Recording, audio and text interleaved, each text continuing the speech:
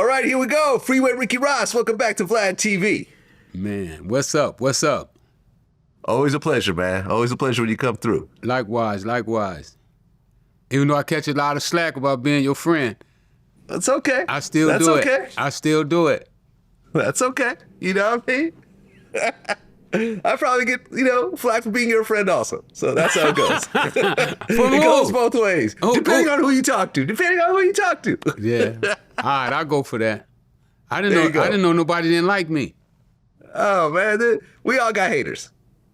Yeah, well, the police even come up to me now and ask for pictures, so I thought, oh, wow. I thought all my enemies had switched up. There you go, man. That's crazy. Yeah. It has been crazy. Well, a lot has happened since our last interview, but you being the boxing promoter, and manager that you've been for a while, we have to talk about the Mike Tyson Jake Paul fight. We can do that. I know you saw it. Absolutely. Okay. Now, on the record, maybe 3-4 hours before the actual fight, I went on Twitter and I said, I predict that Jake Paul is going to win.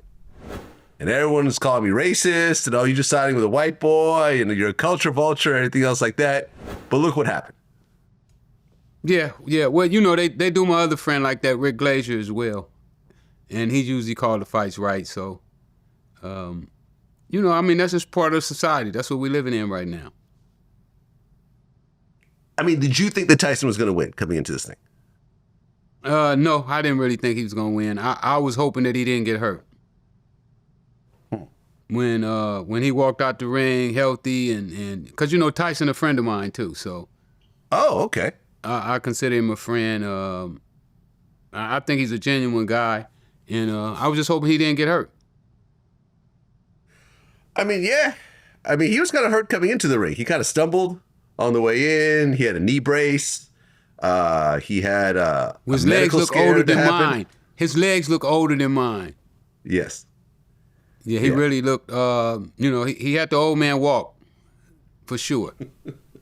He had the old man walk. This is very true. I'm trying to dodge that walk right now. It's starting to hit me a little bit, and I'm trying to shake it off every chance I get, but it comes with age. Yeah, man. I have a torn meniscus. Those things don't heal. Yeah. So, I had to go from treadmill to bikes, and that's how I've been able to, still exercise at my age. So, yeah, man, listen, 58 versus 28, that's a hell of a difference. Yeah, big difference. And Jake has developed himself into being a real boxer. I had met with his original manager about a year and a half ago up in Beverly Hills. He throw those big mansion parties, and he was telling me how him and Jake got started in the boxing. They had to turn that notoriety into some cash. And he came up with the idea that boxing would be the way to go. Well, yeah. Jake Paul walked away with what they say is $40 million. Tyson walked away with $20 million. And Netflix broke all types of records. The arena in Dallas broke all types of records. Basically everybody won. Everybody won. The fans got what they wanted. They got to see Mike one more time. And hopefully that was his last time. I think everybody won. Like you said, it was a win-win situation. What did you think when Mike Tyson kissed that guy that was interviewing him and then walked away and his ass was showing? I didn't see that. You didn't see that? Oh, my God. No, I didn't see that part. That was crazy. I didn't even see him hold their hands up to winners. I went when it ended and Mike was still standing, my night was done. Well, the other big fight that happened since last time was Ryan Garcia and Devin Haney. Now, Ryan Garcia won the fight, but then you found out that he was on PEDs. And they ultimately stripped him of that win. It became a no contest. Right. What did you think of that fight? I didn't watch that fight. I was doing something. I think I was on an engagement when they did that fight, so I missed the fight. I saw some highlights though. Definitely Devin, kept getting hit with that left hook. They couldn't figure it out how to stop that left hook. Yeah.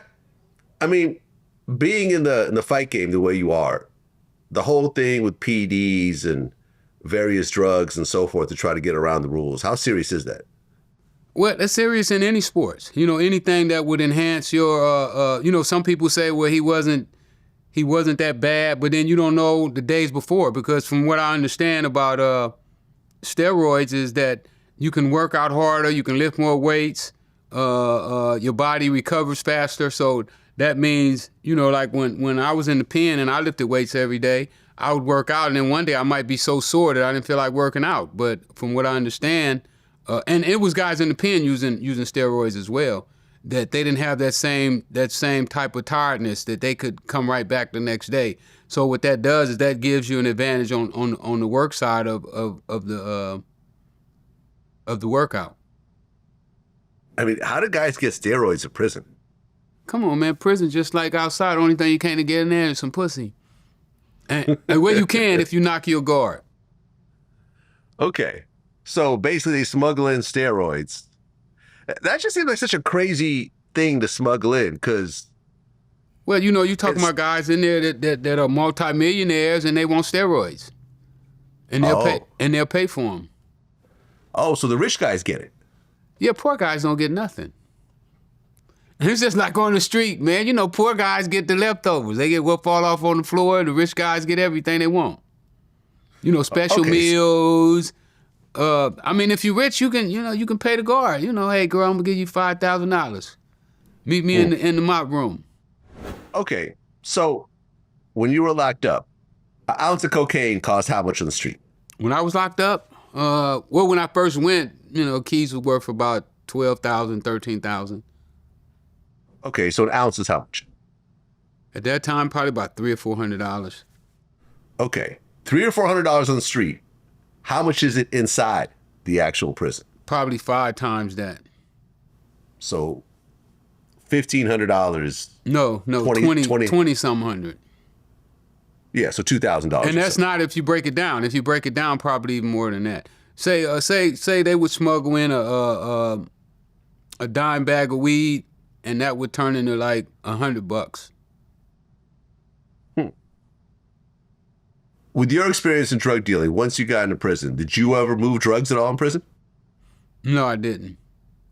I was done. I was done with drugs. Aha. So that was it. Yep. When I went to prison, I'd already, you know, I quit selling drugs a year and a half before I went to prison. My past got me in trouble. Well, it follows you. Yeah.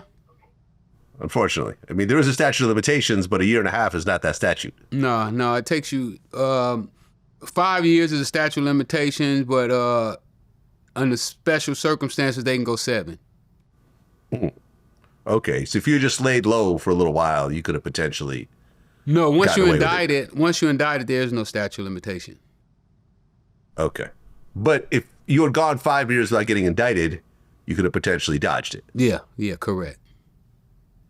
Right, because it's interesting, because I went through your Instagram page today, and there's a video that you posted which shows the richest criminals of all time. Right? Yeah. Now, I don't know how accurate this is, but they put you at $1.7 billion. Well, I just reposted that. You know, I don't know. I didn't do the numbers. You know, my numbers all over the place. And I didn't keep books, so. Well, according to this video, you're richer than Lucky Luciano, Sammy the Bull, Whitey Bulger, John Gotti, Nicky Barnes, Frank Lucas, Manuel Noriega, who was running a country, and Al Capone. I don't know about all that, but, you know, I made a lot of money. You know, well, one of the lawyers that I think you met Antonio when we first did the interview. He said when I was doing $1 million a day, I was making more money per day than Walmart was making. Walmart was making less than $1 million a day? In the 80s, yeah. Okay. Well, they were a lot smaller. They were a lot smaller, correct. But Sam Walton was still the richest man in the world. Oh, wow. So you were richer than the richest man in the world at that time? I made more money per day. More money per day went through my hands. I wouldn't say that I was richer. If you were just eyeballing, and obviously this is not profit because, you know, you buy kilos, you're only taking a small percentage after you flip it. Correct. But if you were to gross all the cocaine that went through your hands, through your organization over the years, how much money do you think that is? Just a rough estimate. It's probably been in the billions. It would probably be $1 billion. $1 billion, possibly more. Possibly, yeah. You said billions. You figure for 2 years, we did at least $1 million every day. And we had days that we would do $3 million. And then days we would do $2 million. But before those 2 years, you know, we had days we would do 500,000, 600,000, 800,000. So you're talking about over the period of 8 years, a lot of cocaine went through our hands. Okay, if you said you had a $3 million day, and how much were kilos going for at that time? You were selling for, not what you were buying for. How much were you selling for kilos? Well, different times, man. 84, sheesh, probably like anywhere from 15 to 22. All right, what let's just say paying, 20. That's what I was paying, and I probably would make like 5,000 on each kilo. So let's say 25,000 on average. Yeah. Right? Yeah. Okay. So you take 25,000, you take 3 million divided by 25,000. You're saying that you're moving 120 kilos on a good day. No, sometimes 200 kilos.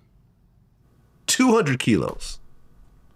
Okay, so 200 kilos times 25,000. First, second, and third of the month. 15, 16. Okay, so if you're talking about that many kilos, that's a $5 million day. Yeah? Yeah, I guess. I don't know the numbers right offhand. Okay. But you're not selling them all to one person, right? Oh, no, we selling to people all over the country. What was the single biggest sale you ever had to one person at one time? Probably 50 keys. Okay. So 50 keys times 25,000. That's about $1.25 million. That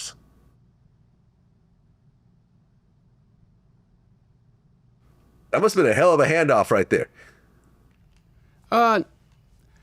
Sometimes the smaller handoffs was bigger than the other ones. You know, like I would have guys that would buy 10 and I would make 12,000 profit on them. So those guys to me were more important than a guy that would buy 50. Dave Chow was the guy that used to buy 50 keys from me at one time. He was the biggest guy that I had at that time. And you know, with him I probably would only make 2,500 on a key, maybe 3,000 on a kilo.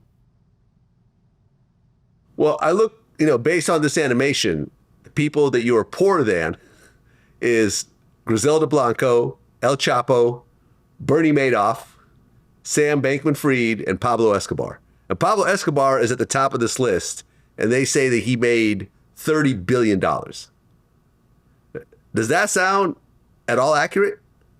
I mean, from what I've heard about him, I mean, you know, he's manufacturing kilos, sending them over here by the thousands. You know, very easily that could have been possible. I mean, did you know about Escobar? If I would have known him, he could have been making that kind of money. Okay. Did you know of Pablo Escobar when you were in the game? I don't know if I did. I don't think I did. Okay. So at the time that you were, you know, because you were not going overseas, you were going to Colombia or Mexico or anything. You were still in the U.S. the whole time. So your plug was the middleman for, what is it, South America? Yeah, for the Choa family, and I think Escobar too. Okay. So at the time, in terms of people that you knew of, who was the biggest drug dealer in the world? Danilo Blandon. Your plug? My plug. Okay. If I knew somebody bigger, I would have went to him. You know, okay. You know, cocaine ain't like, you know, where the internet is, where you can just go on the internet and find out who the man is. In cocaine, it's more secret. You know, they don't really introduce you to the plug. Right. I mean, that's the thing you guard the most. Yeah. I mean, because you give your plug up, you give up your percentage. Yeah, I mean, the whole business is gone. Well, not necessarily, but it could be. It could be gone. Did you ever try to go around your plug? All the time. Who was his plug? Well, I didn't know at the time, but it was Norman Manassas, and when he testified, he said that I was in a restaurant with Manassas before, but he never told me who Manassas was. Okay, so who's Manassas? From what I understand, is Manassas was dealing directly with Escobar and them. How do you spell this name? Manassas? How do you spell that? I don't know. You know, I didn't graduate from high school. Yeah, but you learn how to read in prison. I don't know. Don't put this illiterate business on me. If you're looking it up, you probably got to look under Norwin. It's Norwin Manassas. Oh, wait, hold on. I think I found it. Okay, this is a whole thing. Norman Manassas conducted large-scale drug trafficking in Nicaragua in the United States for many years. Yeah, that's him. That's him. Okay, so that's the big guy. Right, I think he knew Escobar. He dealt directly with them. Well, right around the time that you were drug dealing, wasn't Waterhead Bo one of the big figures also in L.A.? Bo came a little after me. When the Freeway Task Force kind of like jumped on me, he started to rise. Uh-huh. Did you ever meet him? Yeah, I know Bo well. Uh-huh. Okay, because I looked him up. I mean, according to the internet, he was making up to $10 million a month. Does that sound more or less accurate? I don't know. Okay, so what was Waterhead Bo known for? Selling cocaine. Okay, but what made him different? Because a lot of people are selling cocaine. How did Waterhead Bo get to where he got to? I guess he got a plug from somewhere. You know these guys, they don't like me talking about them, Vlad. I don't want to get into their business. Okay, fair enough. You know last time you got me in trouble with my man. Oh, who did I get you in trouble with? With Harry-O, you know that. Did I get you in trouble with Harry-O? Yeah. Okay, yeah, I was asked not to ask any Harry-O questions, so here we are. I didn't bring him up though. You brought him up, not me. Oh, well, he don't mind me saying that he already knew that. It's all good. Shout out to Harry-O, man. We had talked not too long ago. We were talking about doing an interview, but I never heard back, so it is what it is. I know that he's out. He helped. I think some of the laws that Trump passed managed to get him out, so he's out doing interviews and living his life. Yep. Well, we had talked about boxing before. Since our last interview, I interviewed Michael Nunn. Do you know about his story? Yeah, that's my guy. Okay. So Michael Nunn was, a boxing champion multiple times, but when his boxing career ended, he started getting into drug dealing. And he ultimately got busted for buying a kilo. And, I guess he gave the guy $200, not to buy the whole kilo, but just as like a down payment or something. And then that was enough. That was enough to bust him. And he ended up doing a bunch of years in prison. No, yeah, he did. I met Michael Nunn. He was hanging out over on Main Street with the Main Street Crips. It was the first time I spoke to him on the phone from prison. And I didn't know then that he had got into the business. Right. He was sentenced to 24 years. He did less than that. He did 16 altogether, but he was sentenced to 24.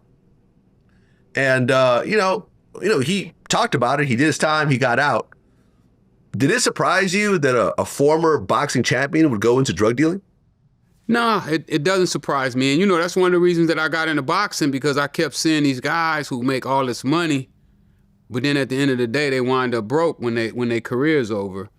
And I decided to get into it for that reason, so that I could help these guys keep their money. Yeah, I mean, look, I understand that the money is slowed down. You may not have managed it, but to start dabbling into kilos of cocaine, That's a dangerous game, especially because everybody knows who you are. You can't be that anonymous guy with a nickname that no one knows their real name. You're Michael Nunn. Like, I watch you on TV. Yeah, but you hanging out with the guys, you know, you hanging out with the main streets. They having money. You know, they driving Bentleys and Rolls Royces and lowriders, and now here you are broke, you know, because your manager didn't do right or your promoter didn't do right by you. And you send away that there's no ceiling. See, with why drugs are so important to so many black guys is because there's no ceiling. There's no racial barriers. If you got $150 or $200, you in business. You know, I started in the business with $125. So the level of entry for the game is so low that it's easy to get in. So if you're a boxer, you out of luck. Maybe you can't read all that well. You can't write all that well. You're not a great thinker. The most logical thing is to go to drugs. I don't say that was the most logical thing. I think that would be one way to do it, but I don't think it's logical once you work out the whole story all the way through. Well, that's if you from somewhere else where you saw other things. But if you from the ghetto and that's all you saw, then that's what you do. Well, yeah, I don't know if you follow the story or not, but the guys convicted for Jam Master Jay's murder, it was over a drug deal. Because Jam Master Jay, you know, had his run with Run DMC. And, you know, he got into music production. You know, he had like Onyx and he originally signed 50 Cent and so forth. But the money started getting low and he started selling drugs, allegedly through Southwest Tea. Southwest Tea was his provider from BMF. And something happened with one of his partners and his godson where I guess they felt ripped off or something by him and they came to a studio and ended up killing him. And this is Jam Master Jay from Run DMC, one of the greatest hip hop groups of all time. And people don't want to admit that this is what was happening, but from really all the evidence and the trial and everything else like that, that's what was happening. He went into drug dealing to try to make extra money because he was supporting a bunch of people and paying people's rents and everything else like that. Does something like that surprise you? Not at all. I mean, I see it every day. You know, I'm out here with rappers from all over that has been and wannabes and the most logical thing that it seems like is to go to drugs. Yeah. I mean, you know, you got to look at the way the ghetto, especially for black people. You know, right now we fucked up out here in these streets. You know, very few of us got any money. I read an article one time and they said that the average black woman had $3 in savings. So wow. when your people are living like that, who do you turn to? What if you have a great business idea? Who do you go to get financing? And then most of these rappers, first time they went to a studio, some drug dealer paid for it. That's true. That's true. A lot of them are signed to drug dealers initially. So, yeah. I mean, when that becomes a culture, then, you know, you fall back onto what you know or what you saw. And if you haven't saw it, my tennis coach used to tell me, when does a person start doing something different? They can't do it until somebody show them what they're doing. Well, I actually went through a list of people I've interviewed that have died from fentanyl overdoses. 5 people. Mac Miller, age 26, Aaron Carter, age 34, Rich Homie Quan, 34, who recently died, Gangster Boo from 3-6 Mafia, 43, and Coolio, 59. That's just 5 people that I personally interviewed. I mean, I've also met Michael K. Williams, who also died of fentanyl and so forth. I can't include him in the list because I didn't actually interview him. But back in your day, your biggest fear was, if I get caught selling drugs, I'm going to go to prison over the drug selling. These days, not only will you get caught for selling drugs, but if there's fentanyl in the drugs and the person dies, you're going to be charged with a murder, possibly multiple murders, if, you know, a whole batch ends up killing a bunch of the users. There was no fentanyl back then when you guys were actually selling. No. When you look at what's happening now, what's your thoughts on fentanyl? I think anybody that sells fentanyl is crazy. I mean, Well, they're not selling fentanyl directly. At least they don't think they are. It's mixed in with cocaine, heroin, and some pills. of them know they selling fentanyl. They don't care. You know, they don't care about their customers. When I sold cocaine, I cared about my customers. You know, my customers were my friends. They was the person that was taking care of me.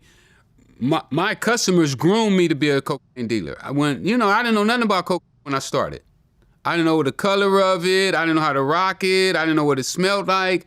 I didn't know what it tastes like. I knew absolutely nothing about cocaine. I didn't know how to work a triple beam. They taught me, and for them teaching me what they taught me and for them giving me their hard-earned money, I respected them for that.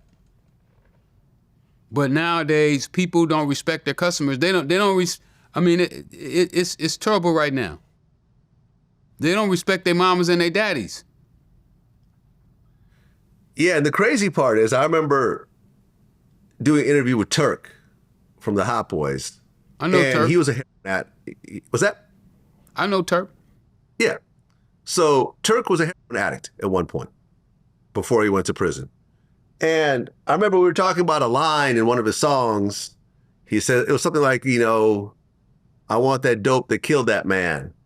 And he talked about how when he was really heavy in his addiction, if you found out there was a batch, a drug somewhere that killed someone, I mean, logically you would think, okay, we got to stay away from that. That's going to kill us. But his mentality at the time was, oh, we got to get some of that because that's the more powerful stuff. And it's almost like, and I've read about this, about how a lot of really hardcore addicts, they try to get to the edge of death. They try to get as high as they possibly can right before they die. We heard the same not thing. die. We heard the same thing. Okay. And so that was happening back then too. I seen him ODing in the pen. People were ODing in the pen. That was the first time I was ever really around heroin, was inside the pen. And I did see him ODing there. Yeah, I mean, I've been locked up and seen seizures and so forth. I've never seen anyone actually die from an OD. But, I had, one of my close friends growing up, he died off of cocaine at 23. That made me decide right then and there that I'm never going to try cocaine. He OD'd on coke. What, he shooting it? Yeah. I don't think he was shooting it, but I don't know. We never did. He wasn't freebasing. But so you're saying you can't OD from just snorting cocaine? I don't know about snorting. I never seen nobody OD on snorting. But I know freebasing you can't OD. I done seen people smoke ounces, just throwing rocks on the pipe one after another one. And I never seen them OD on cocaine. I mean, the story I was told by his family was that he had a couple other overdoses, but there was always someone there to revive him. They would call the ambulance would come and revive him. And this one time, and he was sort of a different type of kid. Like in high school, he had started gambling heavy. Then he turned, became a consultant to other big time gamblers. This is all in high school. He had people on payroll doing his tests. He got, expelled from the school. So he just started doing this full time. So he was just hanging out with like Vegas guys all the time, helping them pick sports picks, and everyone's doing cocaine together. He started, as in his early 20s, he started doing it. And one day they just found him dead in a Vegas hotel room, overdosed. And I remember going to that funeral going, okay, if this is what coke could do, I'm not going to try cocaine. And listen, over the years, I've been offered cocaine maybe about a dozen times, and I've always just turned it down. I said, I'm good. Smart. You smart. Yeah, one of the best decisions. I mean, I just never got offered seen some nobody recently. OD, but I knew it wasn't for me. Yeah, well, I mean, look, you say you love your customers, but you do realize what this is doing to your customers. Well, from the beginning, I didn't. At first, there was no crackheads. Or we didn't know they was crackheads. So, yeah. But on the other hand, when you're doing it, it's like, if I don't do it, somebody else will. Yeah. And they want you to do it. I guess it's almost like assisted suicide, huh? Somebody want to kill themselves and you set the needle up and you assist them, I guess. I mean, look, driving through Skid Row in downtown Los Angeles, where you have these cities, it's blocks and blocks of homelessness. And I've talked to some people about this that, whose family, were on drugs and everything else like that. And they've always said, this is not a homeless problem. This is a drug problem. Like these whole blocks in Skid Row and other places, these are all drug addicts.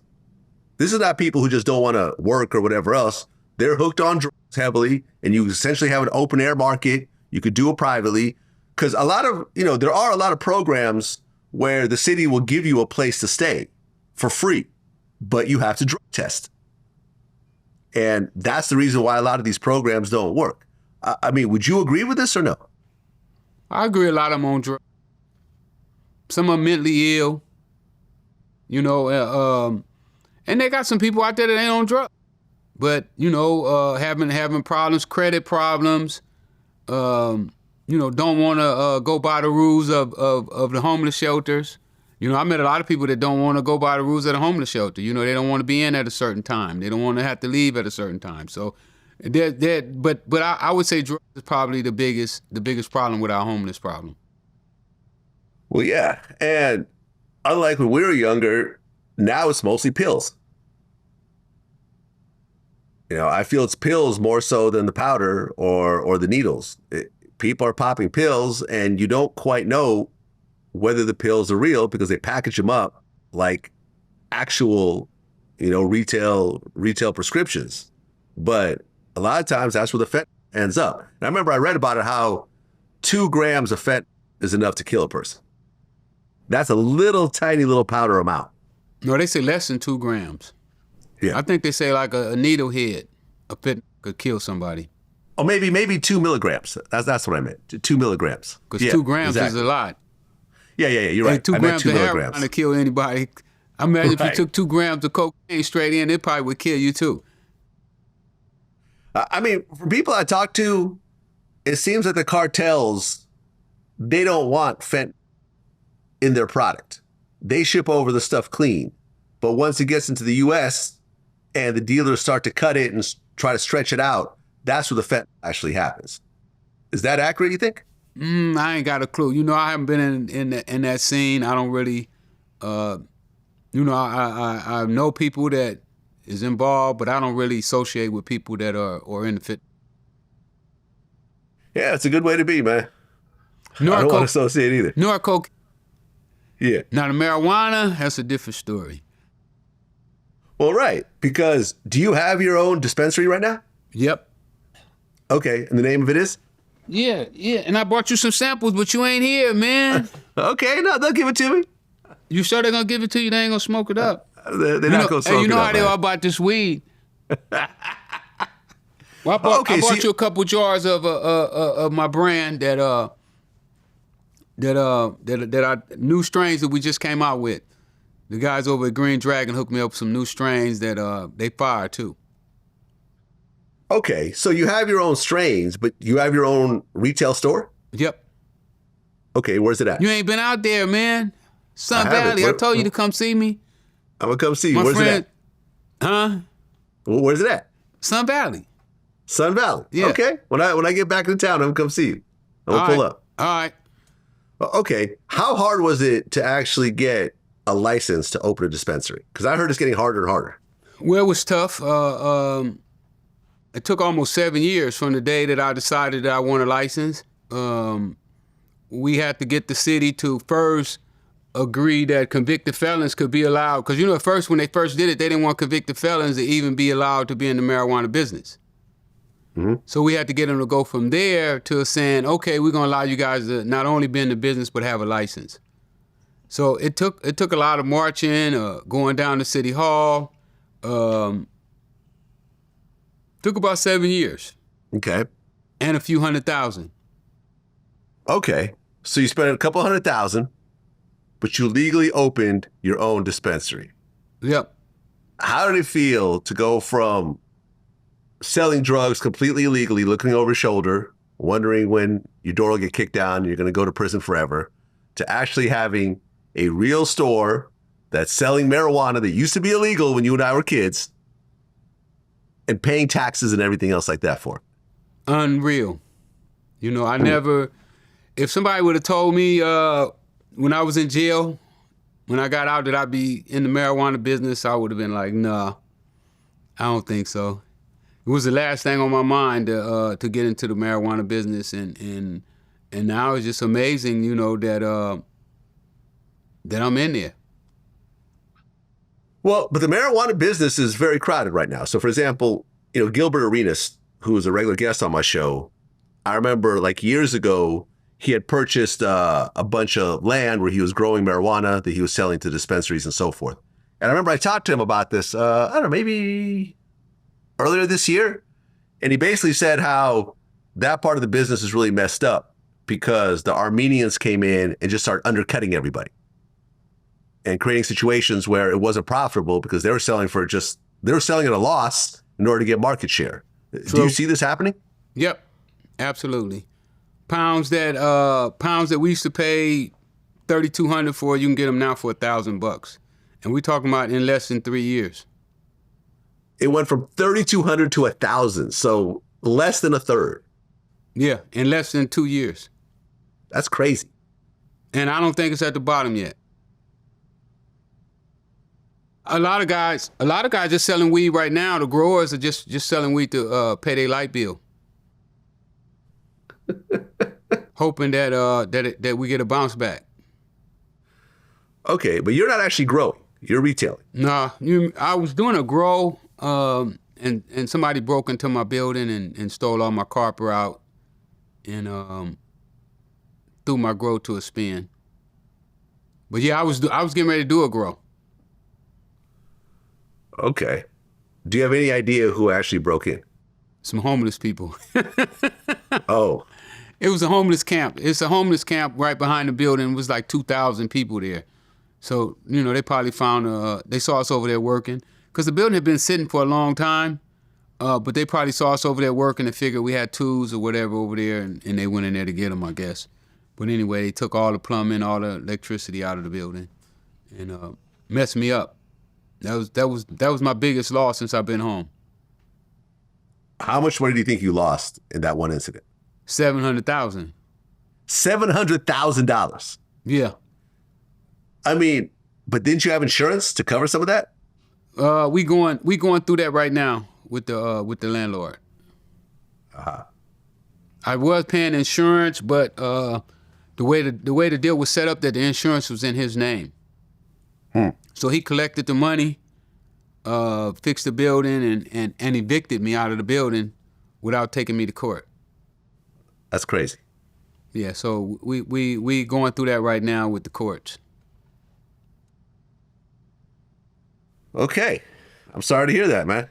Yeah, that was my fortune. You know, that building would have made, well, at that time, when I first got the building, it would have made about $3 million a month. But you didn't own the building. I was buying the building. I was leasing with the option to buy. Oh, really? Yeah. But then when that happened, that derailed everything.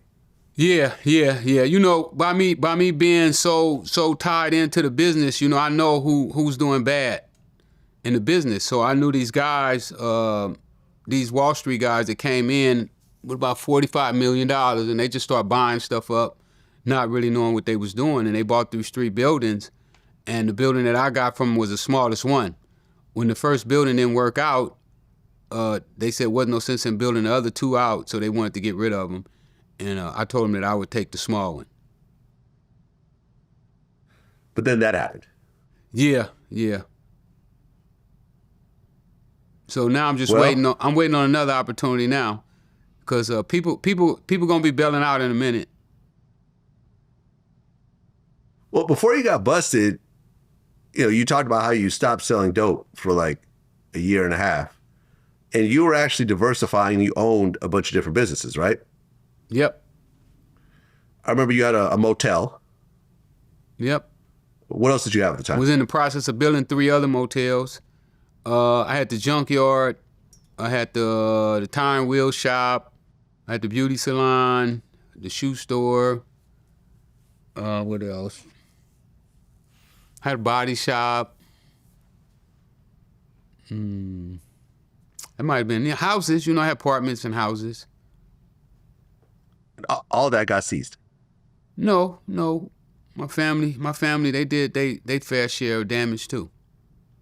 They stole it from you. You know, you put stuff in other people's names, you know, to protect it. You know, once you start accumulating so much, then it becomes a problem on whose name you're going to put it in. You know, like you need places to hide it. Yeah. It's really called laundering money. Right. If you were not to get busted, if, let's just say, a year and a half later, instead of you getting indicted and going to prison, nothing happened, and you could continue on this route of essentially living a completely legal life from your previous drug profits, where do you think you would be right now? Well, my real estate holdings would be somewhere around 150 million, maybe 200. You know, I used to own a theater. I forgot about the theater. I used to own that theater right there on Crenshaw and Adams. You probably can't buy that theater right now. That theater probably $20, $30 million at the least. So my earnings would have been up there. I think when I went to court, they were saying that my real estate probably was worth about 10, maybe 15 million at that time. Yeah. Yeah, man. I mean, it's so that's when houses were going in LA. You could probably buy a house for about 120,000.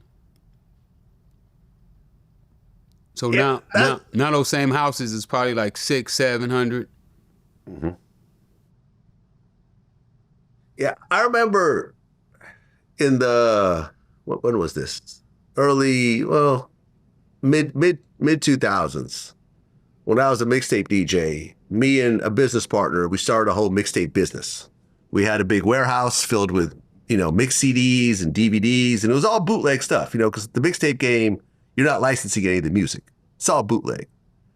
And I remember when we first moved in, we got robbed. Someone cut a hole in the wall and stole a bunch of product, and then my partner went and found these guys and beat them up and got the product back and so forth. And I remember me and him were always at odds, because I always felt the bigger we make this, the more we get on the Fed's radar, right? Absolutely. The more we expand and the more we reinvest our profits, the only thing that's going to happen is that when we do get busted, the penalties are going to be a lot worse.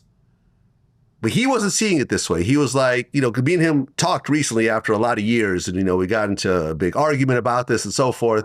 But he was like, yo, my mom was employed, you know, my cousins were employed, and, you know, this business was feeding a lot of people. And I'm like, yeah, but you're not looking at it long term. He was a little bit younger than me at the time. And I'm like, you're putting all this effort into an illegal business. I am trying to just use the money from this illegal business to go completely legal. And ultimately, I ended up leaving the business, and he pretty much took the whole thing. And, you know, the business ended up folding a couple of years later. But it was sort of a sore spot between us, and we finally talked about it. I think he finally understood what I was trying to say, you know, because he was always mad at me about this. But I'm like, I never could put all my effort and all my heart into a business that I knew could come crashing down at any moment. I mean, were you thinking that as you were growing this huge cocaine empire? Absolutely. That's why I was buying all the businesses. Had I not taken money and you know, because I think about the same thing that you're saying all the time. And had I not took money and bought the motel, that $300,000 would have stayed in the kitty and would have helped me buy more cocaine at a cheaper price. But I was looking for a way out. You know, I figured, you know, with my first motel, when I first opened it, I ran it myself, because I sold cocaine out of the motel at the same time. I would be renting out rooms and selling cocaine out the same place. That place made $5,000 a week. So I was looking at, if I had 4 of those, then I would be making $80,000 a month, and I could live happily ever after. I also said the same thing with the tire shop. If I get a tire shop, and I look for businesses that I related to, you know, tire business, because I was, you know, a lowrider. So it was quite natural that I go into, you know, Dayton's and hot rods and those type of things. So I opened up that business, cell phones. We were selling phones out of the same place. So I went into businesses that I knew about and that I liked, even though I should have been thinking even broader maybe than that. Had I known, if I would knew what I know now, hindsight. But I went into businesses that I used Superfly. That was my blueprint. Superfly got out the game, and my whole plan from day one, as soon as I got into cocaine, my game plan was to get out. Eventually. Right. But Superfly is fiction. I think it's based on somebody. Do you, without naming any names, do you know anyone who made millions or tens of millions in the drug game and then at one point shifted and went completely legal and to this day never went to prison? I know some people made some millions, yeah. And they never got busted? Yep. And look, you were the low-key guy. You were the guy that you didn't have the chains and the huge cars and everything else like that. I had guys that followed my blueprint. Okay. So what do you think they did differently than you that allowed them to stay under the radar? They didn't want to be as big as I got. What the cops said about me is that my reputation got me busted. People talked about me, bragged about me so much. Just how the rapper got my name. He heard about me from the streets. So they were saying that my friends bragged about me so much. I looked at it like this here, right? Say, for instance, you ain't had Lil Tommy on here yet, huh? Not yet. Well, say like a guy like Lil Tommy, and that was one of my guys, and if he mentions your name to his guys, he might just mention your name to his guys, maybe like 3 or 4 guys that he deal with. But then those guys who are big shots in their own little areas go and mention your name to 3 or 4 of their guys. Now 9 people heard about you. And then their guys is pretty big as well. So now next thing you know, it's just spreading. So from what I learned about my case was that that spread got so big that City Hall wanted to know who this guy was. Who is this guy in South Central LA getting all this money, and we don't know who he is. So that's why they created the Freeway Task Force, to go and find out who I was. At the point that they created the Freeway Task Force, did you know it was called the Freeway Task Force at some point? No, not until I hired the private investigator. Okay. I just knew there was a bunch of road cops that was beating people up, taking their money, falsifying search warrants and lying in court. I knew that part about them. Well, look, especially in America, no matter how much money you have, you're always at a disadvantage when it comes to law enforcement, especially the feds that have an unlimited check. Yeah, but remember, these weren't the feds, though. This is LAPD and the sheriffs. Okay, but it starts with them, but then eventually... Then they turn you over to the feds. Exactly, that's what I'm saying. At some point, did you say, man, I'm just going to leave the country. I'm going to go somewhere where there's no extradition with $10 million and live out the rest of my life in a mansion somewhere. My family can come visit me. No, I said I'm going to go to Cincinnati. Okay. Right. You went to Cincinnati instead of, I don't know, Russia or... Jamaica. Jamaica. You can go to Jamaica. I probably would have been good if I went to Jamaica. Right. Right. Because they hard on me. They hard on for me probably wouldn't have lasted but a couple years if they didn't see me. I remember we had an interview that my man Cavario did with Big Meech in prison, and he asked that same question. Because I guess some of the Mexican cartels offered, to smuggle Big Meech into Mexico and just let him live, in their compounds, for as long as he wanted. But his thing was he had enough money to relocate, but he wouldn't have had enough money for all his people to relocate. He would have had to leave them all. That's why he didn't do it. Was that your mentality, though? Nope.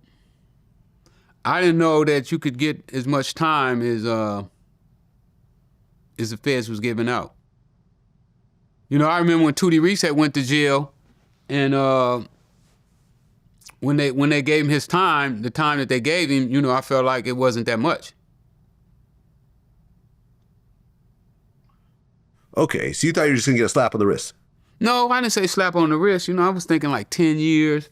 It wasn't until I got to MDC and you know, me and Bo were cellies in MDC for a couple weeks. And Bo started talking to me about the law and told me that he was looking at a life sentence, that I started to realize that it was a different world. Right, because you ultimately got a life sentence. Yeah. And you served how many years? 20 years and 2 months on 2 bits though. Right. My most serious indictment was from LA, and they pulled it. They pulled my continuous criminal enterprise indictment. Right, your CCE. Yeah, they pulled that because of the crooked cops.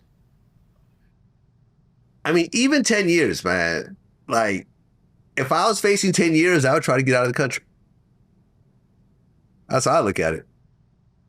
Well, you from a different position though. You talking about guys who don't know anything else, you know.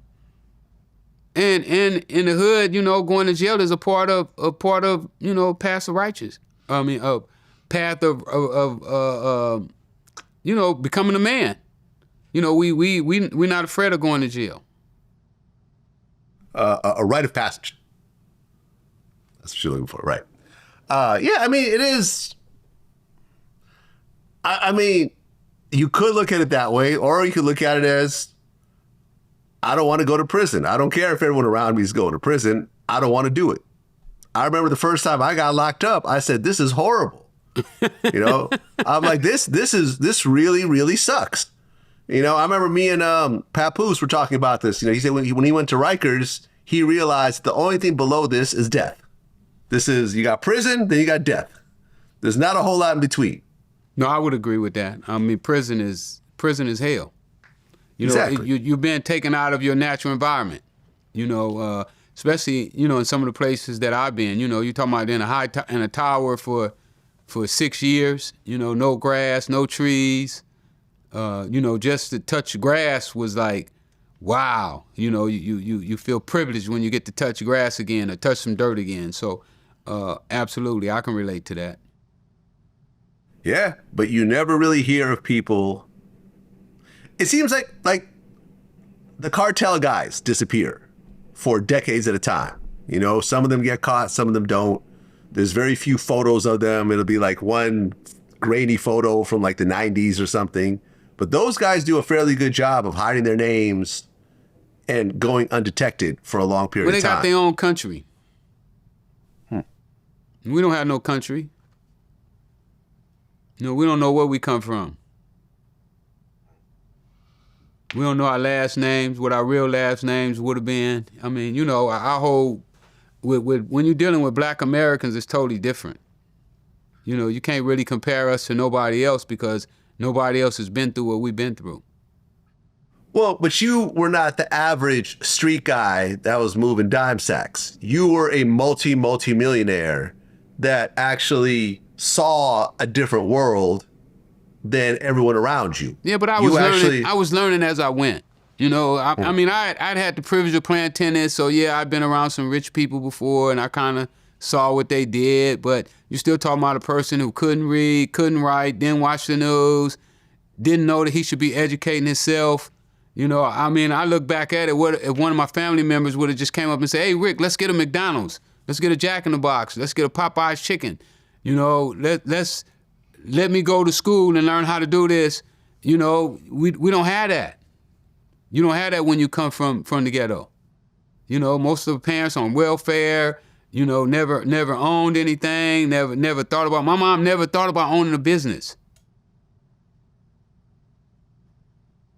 Well, you talked about how your worst purchase ever was you gave your friend $600,000 to produce Anita Baker's album.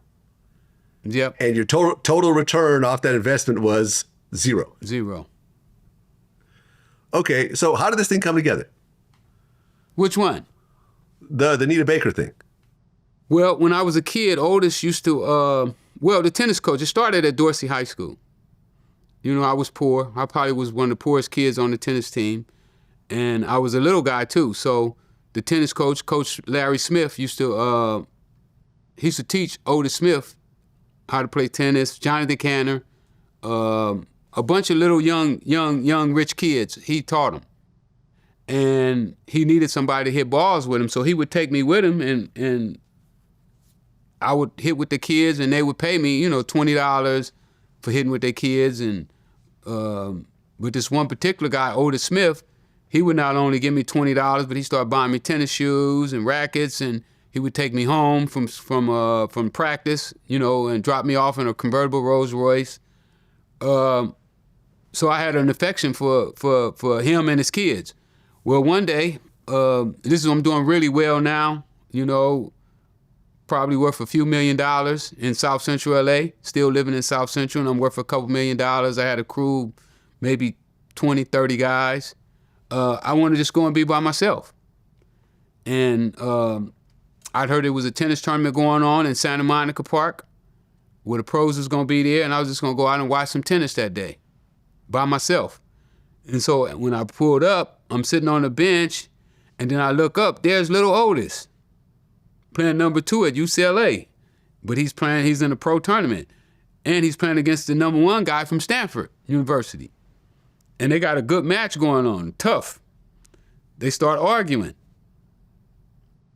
So it looks like to me it's about to be a fight. Otis is the only black on UCLA team. The only person that's supporting Otis was his dad. I'm not gonna let nobody jump on Otis. That ain't finna happen. Not on my watch. So what I do, pick up my phone. I said, hey, some white guys out here at Santa Monica Park, they finna jump on me. I need some help right now. So my guys got from LA to Santa Monica in about 10 minutes. Probably was doing wheelies on the motorcycles trying to get out there. So I heard the motorcycles screeching. About that time, the match ended. As soon as the match ended, the guy from Stanford told Big Otis, the father, that I'm gonna kick your ass. And that's what he did. He walked over, socked him in the eye. At that time, I saw my cousin Bear jumping the fence. And they looked at me, and I gave them the nod to take care of it. And they whooped everybody on Stanford team that day. I went down, broke the fight up. I walked out the hero. Everybody thought me for breaking it up and thought I was a good guy. So then Otis still didn't know who I was because he ain't seen me since I was like 16 years old. Now I got hair on my face. I'm like 21, 22, hair on my face. So he don't know who I was, but then Coach Smith walked up, and I wasn't gonna tell him that I did that for him. That was just like, I owed you that, you know, for all the stuff you done for me over the years. So then Coach Smith walked up, and Coach Smith saw what was going on, so him and Otis started talking, and then Otis started talking to him about the music business. So I'm standing back, just kind of like listening to the conversation, and then Coach Smith said, oh, you should have asked Rick for the money. And then he turned, he said, Rick? He said, Little Rick. You don't remember Little Rick that used to play with Little Otis? And he said, oh, yeah. He said, Rick probably the one took care of your ass out here today. And he said, man, I couldn't get my crew out here, man. I would have. So I said, oh, don't worry about it, man. He said, man, I'm going to take you out for dinner. So we go out for dinner, and he take me down to his office. His office was over, I don't know if you remember the Red Onion on Wilshire Boulevard. His office was over, Beverly Glen Music was over the Red Onion, and he take me in the office. He got Bobby Platinum Records with Bobby Womack, Johnny Taylor, Rick James. You know, he found Rick James for Motown. He was the vice president of Motown too at one time. Matter of fact, he's the first guy that was the vice president of Motown and CBS at the same time. He was getting a check from both companies. So he showed me all this stuff, and I'm messing with hip-hop already. I'm finna do some hip-hop stuff. So I got a couple hip-hop artists. I got standing apartment buildings, and you know, we producing them. I'm talking to DJ Pooh. So I'm really thinking about doing hip-hop. So he started telling me about this singer he got that he wanted to produce that sung like a mockingbird. And Now I'm debating, should I stop doing hip hop and go with him, or should I stick with hip hop? Then he take me around Berry Gordy, Dick Griffey, and all these guys, and I'm looking at their studios and records, and I'm like, shit, I'm going with the guys with the track records. Fuck this hip hop shit. And then they told me hip hop was a fad. And this was the time Russell Simmons didn't have no money then. This was the time when Russell Simmons was running around with Run DMC at World on Wheels, and I just didn't see hip hop having no money. You know, it wasn't the way it is right now. But that's how I got started with him. And then all of them told me that I should get the money to Otis instead of doing the hip hop album. So, and I really believe that had I not listened to them, I would have probably been the king of hip hop. So you gave him $600,000 in cash, which is an insane amount of money to produce one album. I mean, Michael Jackson had like $1 million budget. So you're talking about Anita Baker needed $600,000? That's what he got from me. I didn't know what it took to produce an album. I never produced an album. Right. That's an insane amount of money. Especially for the 80s. Right. I mean, that $600,000 today is probably what, maybe 2-3 million? Or more. Or more. But DJ Pooh was talking about he needed $200,000 to produce one. So it wasn't, it didn't seem like, to me, it was totally, I totally knew nothing about the music industry. You know, you're talking about a guy that was totally novice to the music industry. So I didn't really know what it cost to produce them. But I'll tell you that I was fascinated with what Otis and them had done and their accomplishments. Okay, so you give him $600,000, what, in cash? Yeah. Was there a contract? No, he wanted to give me half of Beverly Glen Music, but I didn't want to put my name on it because I felt that if something ever happened, it would interfere with the company. But they begged me to quit selling drugs. All of them asked me to quit selling drugs. They was like, man, if you quit selling drugs, the way you work, your work ethic, your determination, you gonna kill this music industry. But my thinking was, if I quit selling drugs, how y'all gonna get money from me? Okay, you give them $600,000 in cash. They go and allegedly work on this album. Yep. Does that album ever come out? Yeah. Because, I mean, she had multiple albums. Her first album. This was her first album? I think it's The Songstress. Okay, so you put $600,000 into this album. The album comes out. How does that first album do? Terrific. Let's take a look. Let's look up this album. What's the name of the album? I think it's The Songstress. That's her first album, I believe is The Songstress. Hold on one sec. I knew it went gold. It's a little fuzzy in terms of how it did, because this came out in '83 and it got reissued in 1991. And yeah, that's probably after the lawsuit. Man, I went to prison. We sued her and I think it was Epic Records, because she jumped the label. Something happened where Patrick Moulton took her to Epic Records and got her a deal with them. So we sued, but the suit was settled out of court while I was in prison. And my girlfriend, who was going to court every day, for the lawsuit, she stopped going to court, so I never knew how much they settled the case for. Okay, so I'm looking this up as you're talking. So originally, the album came out on Beverly Glen. And when it first came out, it actually didn't do very well commercially. It was like a moderate R&B success, because I actually looked it up. It went to 138 on the Billboard 200. So it's really, really low down in terms of the albums of that time. And it didn't have a CD release because it was independent at the time and CDs weren't only coming out on major label albums. So I guess they re-signed to Elektra and it got reissued in 1991.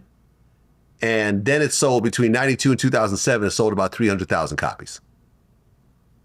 So, it made some money. But the money that you put in, how do they tell you you're getting nothing? I went to jail. She jumped the label. I went to jail. She jumped the label and I went to jail. Aha. They settled while I was in jail. They settled the case while I was in jail. So I never know how much money. I never knew how much money they gave Otis, and it was done sealed. You know, there's no record about how much they gave Beverly Glenn Music for that record.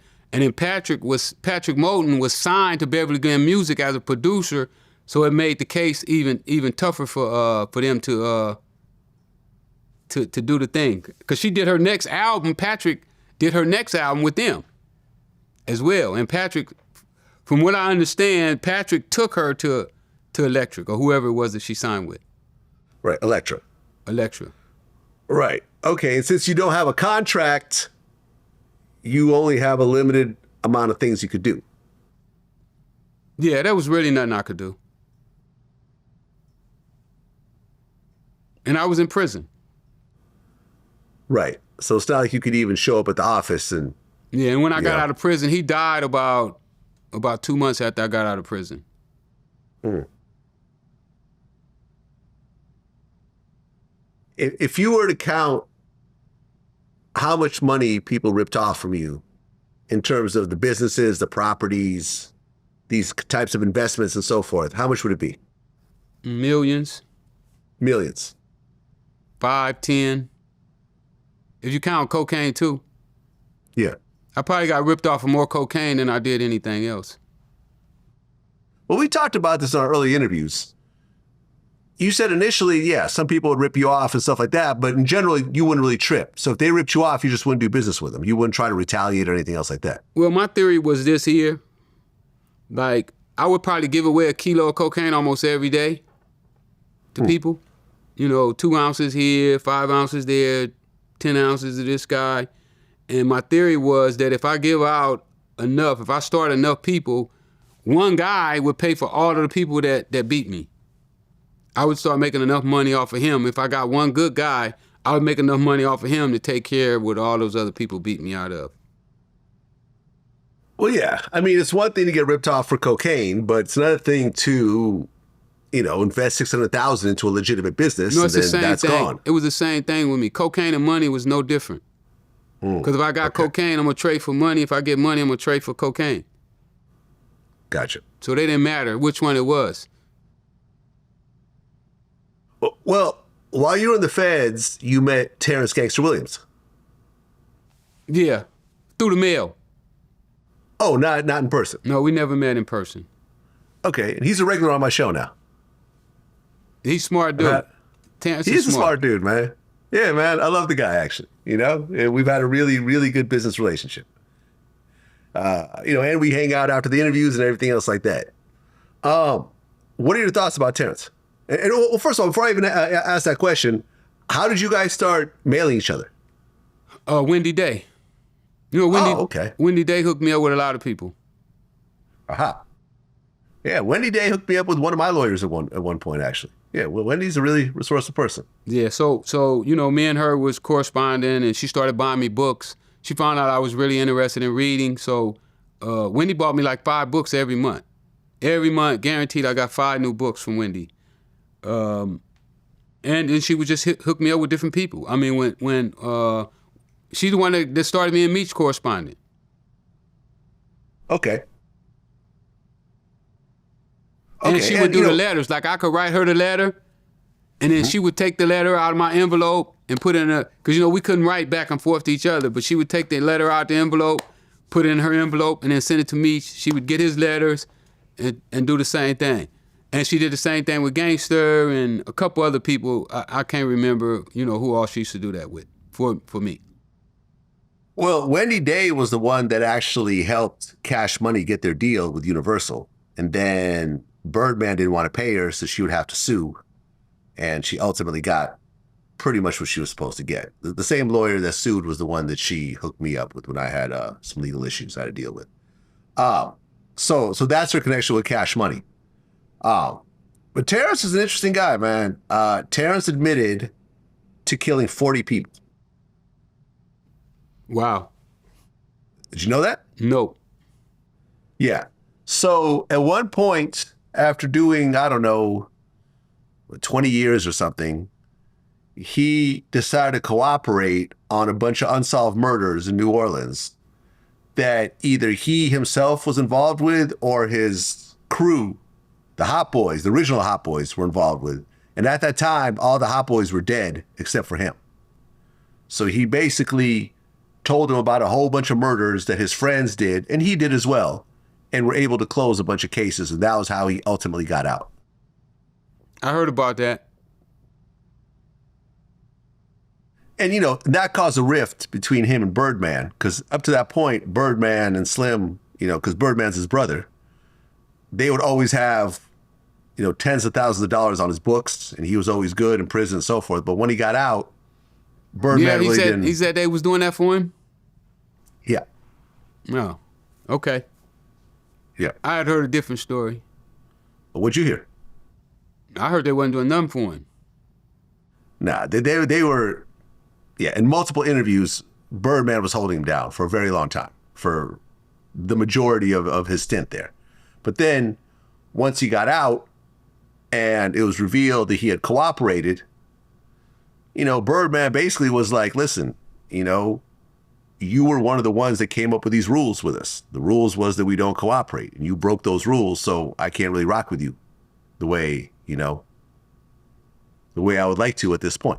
So the two of them, they still talk, but like, you know, like Lil Wayne had the Hot Boys reunion recently in New Orleans, and, you know, Terrence, he went to New Orleans, but he didn't go to the show or anything else like that. He wasn't on stage, even though some of the songs are about him and everything else like that. So, you know, the two of them were kind of at a distance. Yeah. I don't know. I mean, why they didn't put his book out? His book was out when we was in prison. He had a great book. Okay. You should put it back out. I don't know. I'm saying, why they didn't put it out for him while he was in prison? I don't know. I mean, was Cash Money really putting out books, though? I think they were. I mean, maybe here and there. I don't think they had much success in it, though. Yeah, maybe not. I don't know. I'm just saying that, you know, when I look at all the evidence, you know, stuff that I know he was trying to do from prison, he wasn't able to accomplish those things. So, but he knows better what people was doing for him than I do. I just know from our letters and our correspondence that he was looking for help. Yeah. I mean, when you find out that someone that you were corresponding with was responsible for 40 murders, do you look at that person any differently? Not really. I mean, you know, when we in jail, you never know. One of the things that I did when I was in jail is I never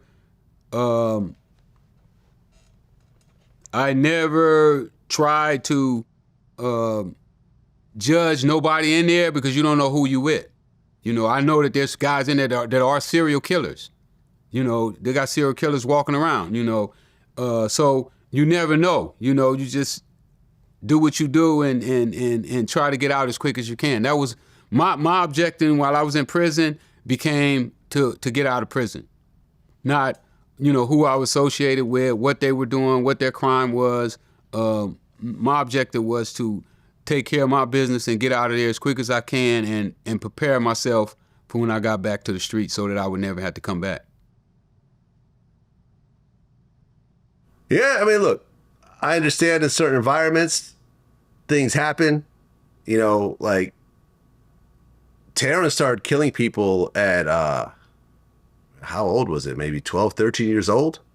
And just continued to do it where, you know, he was kind of desensitized to it. And he had older guys that would basically put guns in his hand and have him do the work they didn't want to do. And that just became a thing after a while. And, you know, it's so different than, like, you know, like the child soldiers you see in Africa and so forth. They don't really know what they're doing yet. Right. You know, they don't have the maturity to understand that if I shoot this person, they have a family, they have children, they have a mother who's going to cry. This is going to create a ricochet effect. I might go to prison for life. I might get killed in retaliation. I mean, you know, these are rough ideas, but they don't really understand. They're not mature enough to understand this. So you start young enough, you don't really know. And, you know, these days, he's like the nicest guy ever. You know, I don't even have security with him, you know, when I interview him. I feel safe around him. But he's got 40 bodies. Yeah, and he done cut some people in prison, too. Oh, he did? Yep. Oh, I'm going to ask him this next time. Yeah, he cut a good friend of mine while Over they what? was at I think they was at Oakdale. Yeah, it was like a little gang fight, and he slashed one of my partners from his lip up. You know, that's one of the things they do. And they take a razor blade and they cut you from your lip to your ear.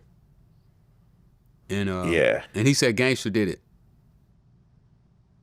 Yeah. In New York, they call them buck 50s because it's 150 stitches. Well, you mentioned Big Meech. Now, Big Meech is now out. So I've heard. You know, he's got new teeth. He's taking pictures of 50 Cent. He was locked up in 2005, and he took a 30-year plea deal for running a continuing criminal enterprise, CCE. Same thing that you went to prison for.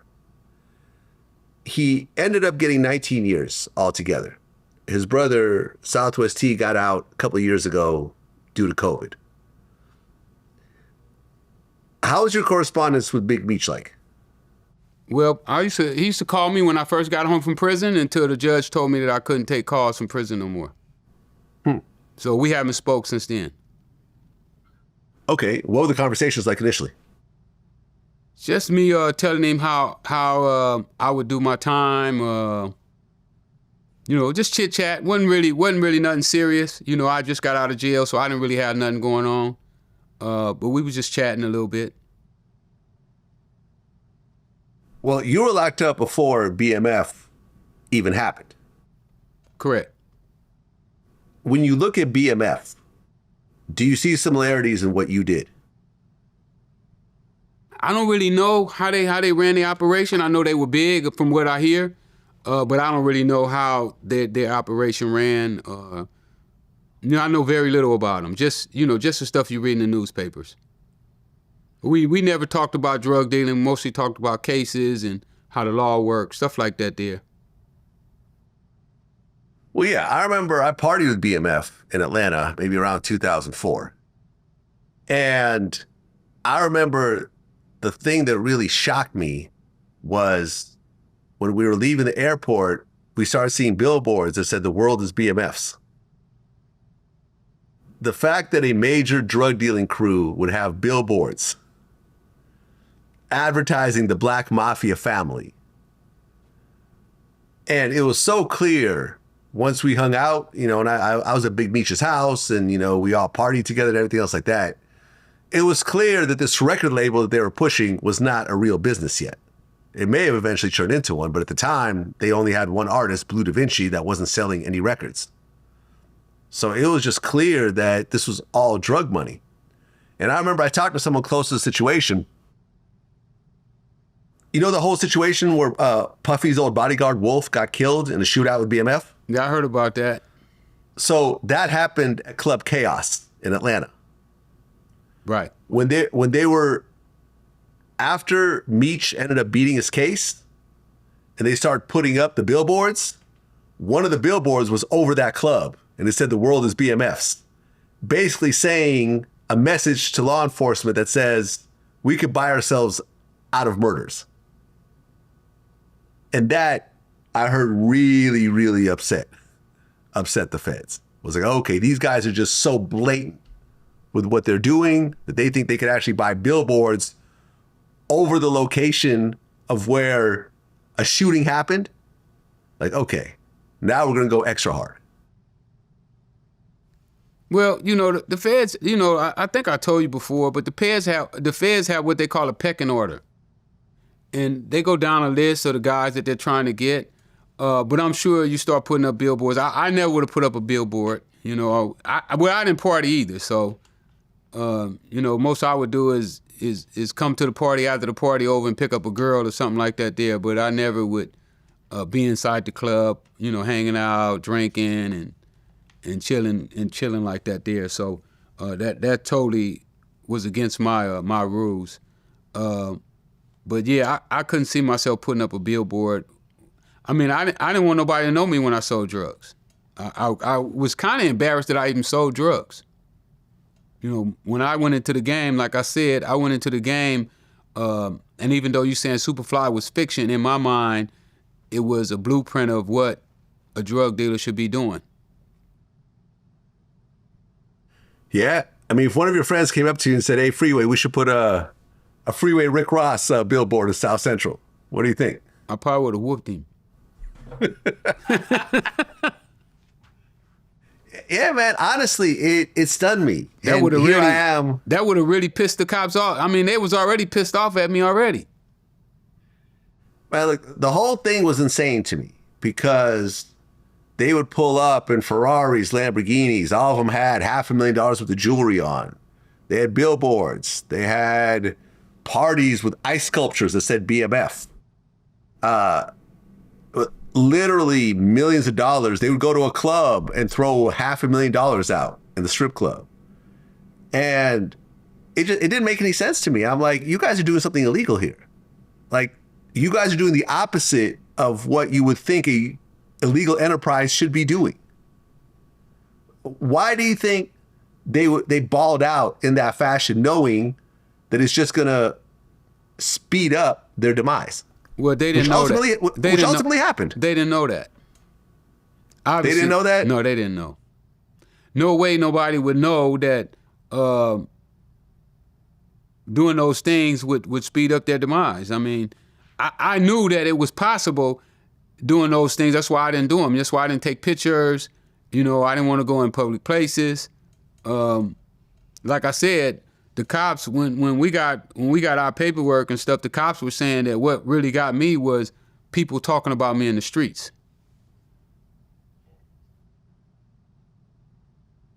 Yeah, I mean, I don't know how it's not obvious. I mean, to me, it almost seemed like, and I don't know if Meech said this or not, but for some reason, this is popping in my head.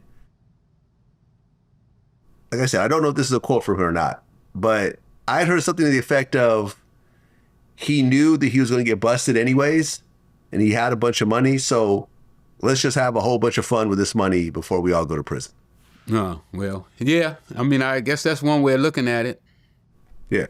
I felt that I would be going to jail, but my plan is that I wanted to have a nest egg when I got out of prison, that I would have something to start over with. And something that would be legit. My goal was, why not buy the business that would buy the cars and the houses? So that's what I was working toward. You know, I was looking at, you know, with 4 motels, making $20,000 a month each. You know, I could drive any car I want. I could live anywhere I wanted to live, and I didn't mind running motels. Yeah, I mean, look, at this point, both the Flannery brothers are out. There's a hit TV show. There's all types of songs about him. People are really happy that he's home. Yeah, man, look. But then I interviewed J-Bo, who's the underboss of BMF, and what was it, maybe 6 months or so after our interview, you find out that he goes back to prison for drug dealing again. And that to me was crazy, because it's like, well, that's back to what we were saying earlier. You know, some people don't educate themselves. You know, when I was in prison, I spent my time educating myself. That's why, you know, I don't have to go to drugs. You know, weed is the closest I'm gonna get to selling drugs again. Right, and you don't smoke weed at all. I don't smoke either. I didn't smoke cocaine either. Right. I sell a lot of stuff that I don't use. Well, what I say, don't get high if you're on supply. That's what he said. Yeah. Well, some other people have gotten out of prison. Rayful Edmond. Yeah, I heard Ray was out. Well, and this is the weird part, because they're saying he was in witness protection, but there was a video of him like at the airport or something. So I don't know if he's really in witness protection. But Rayful is basically responsible for introducing crack cocaine to Washington, D.C. during the crack era. And because of what he did, it became the murder capital of the U.S. He was essentially buying between 1,000 and 2,000 kilos per week from the Medellin cartel. And they're saying he was making about $300 million annually. You know, he had employed 150 people. He was involved in 30 murders. But when he went inside, he ended up snitching on 300 people. They actually created laws in the feds based on what he did. I remember me and Terrence were talking about this. Yeah.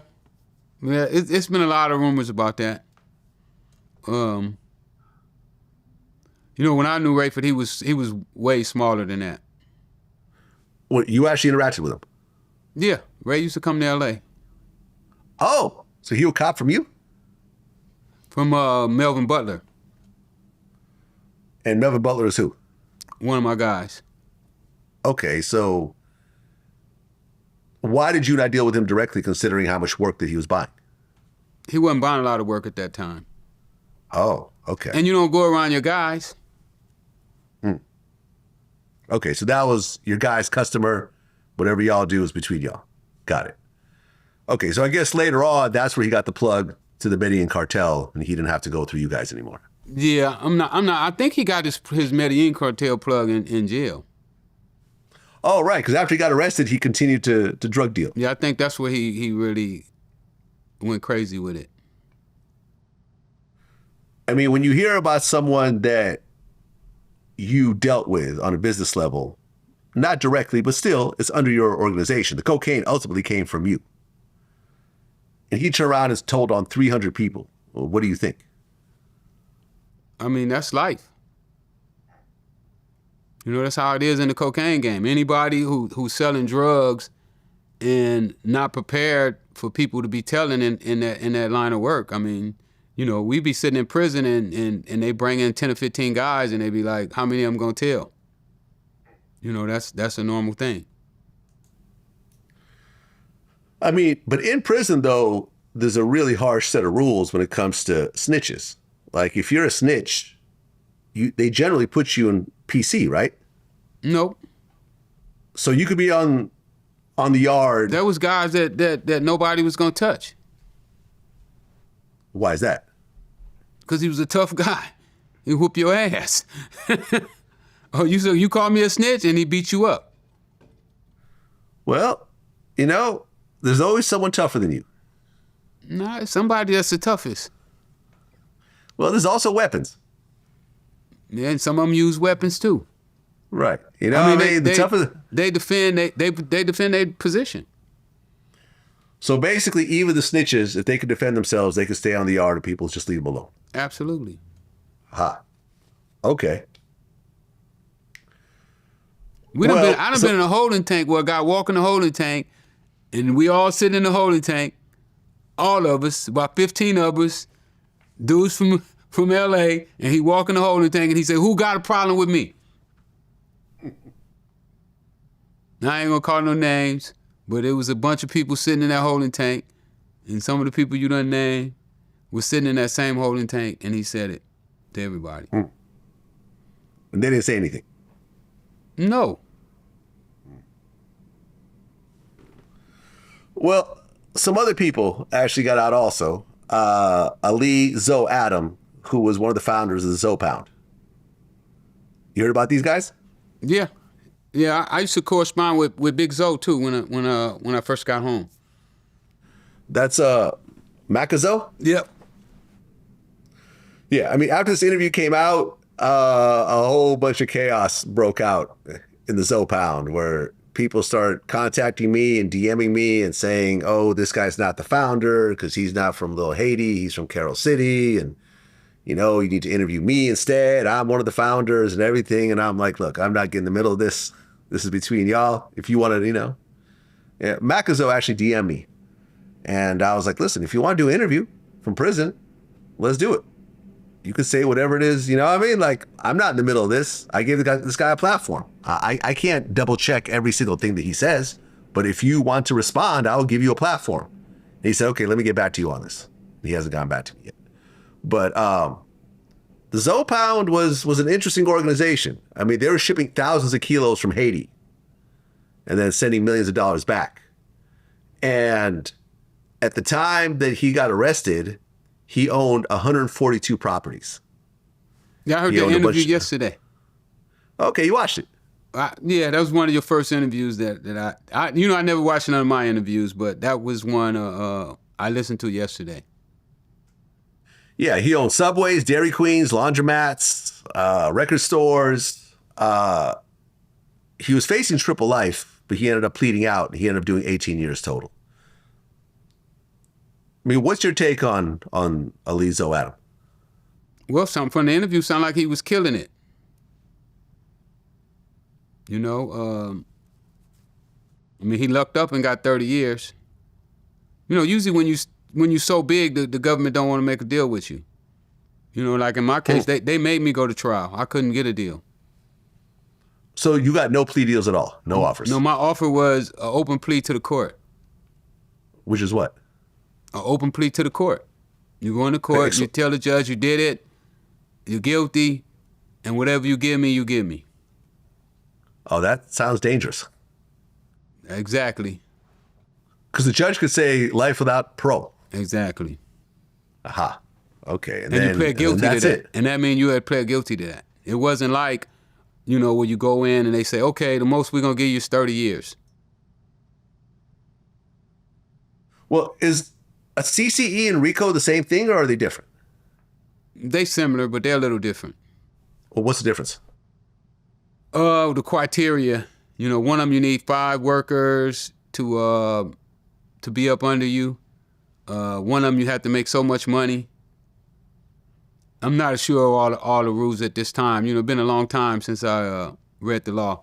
But it's a little different in criteria. How much money you made? Did you sell more than one drug? You know, like if you only sold one drug, then you only qualify. But if you sold multiple drugs, then you qualify for the other one.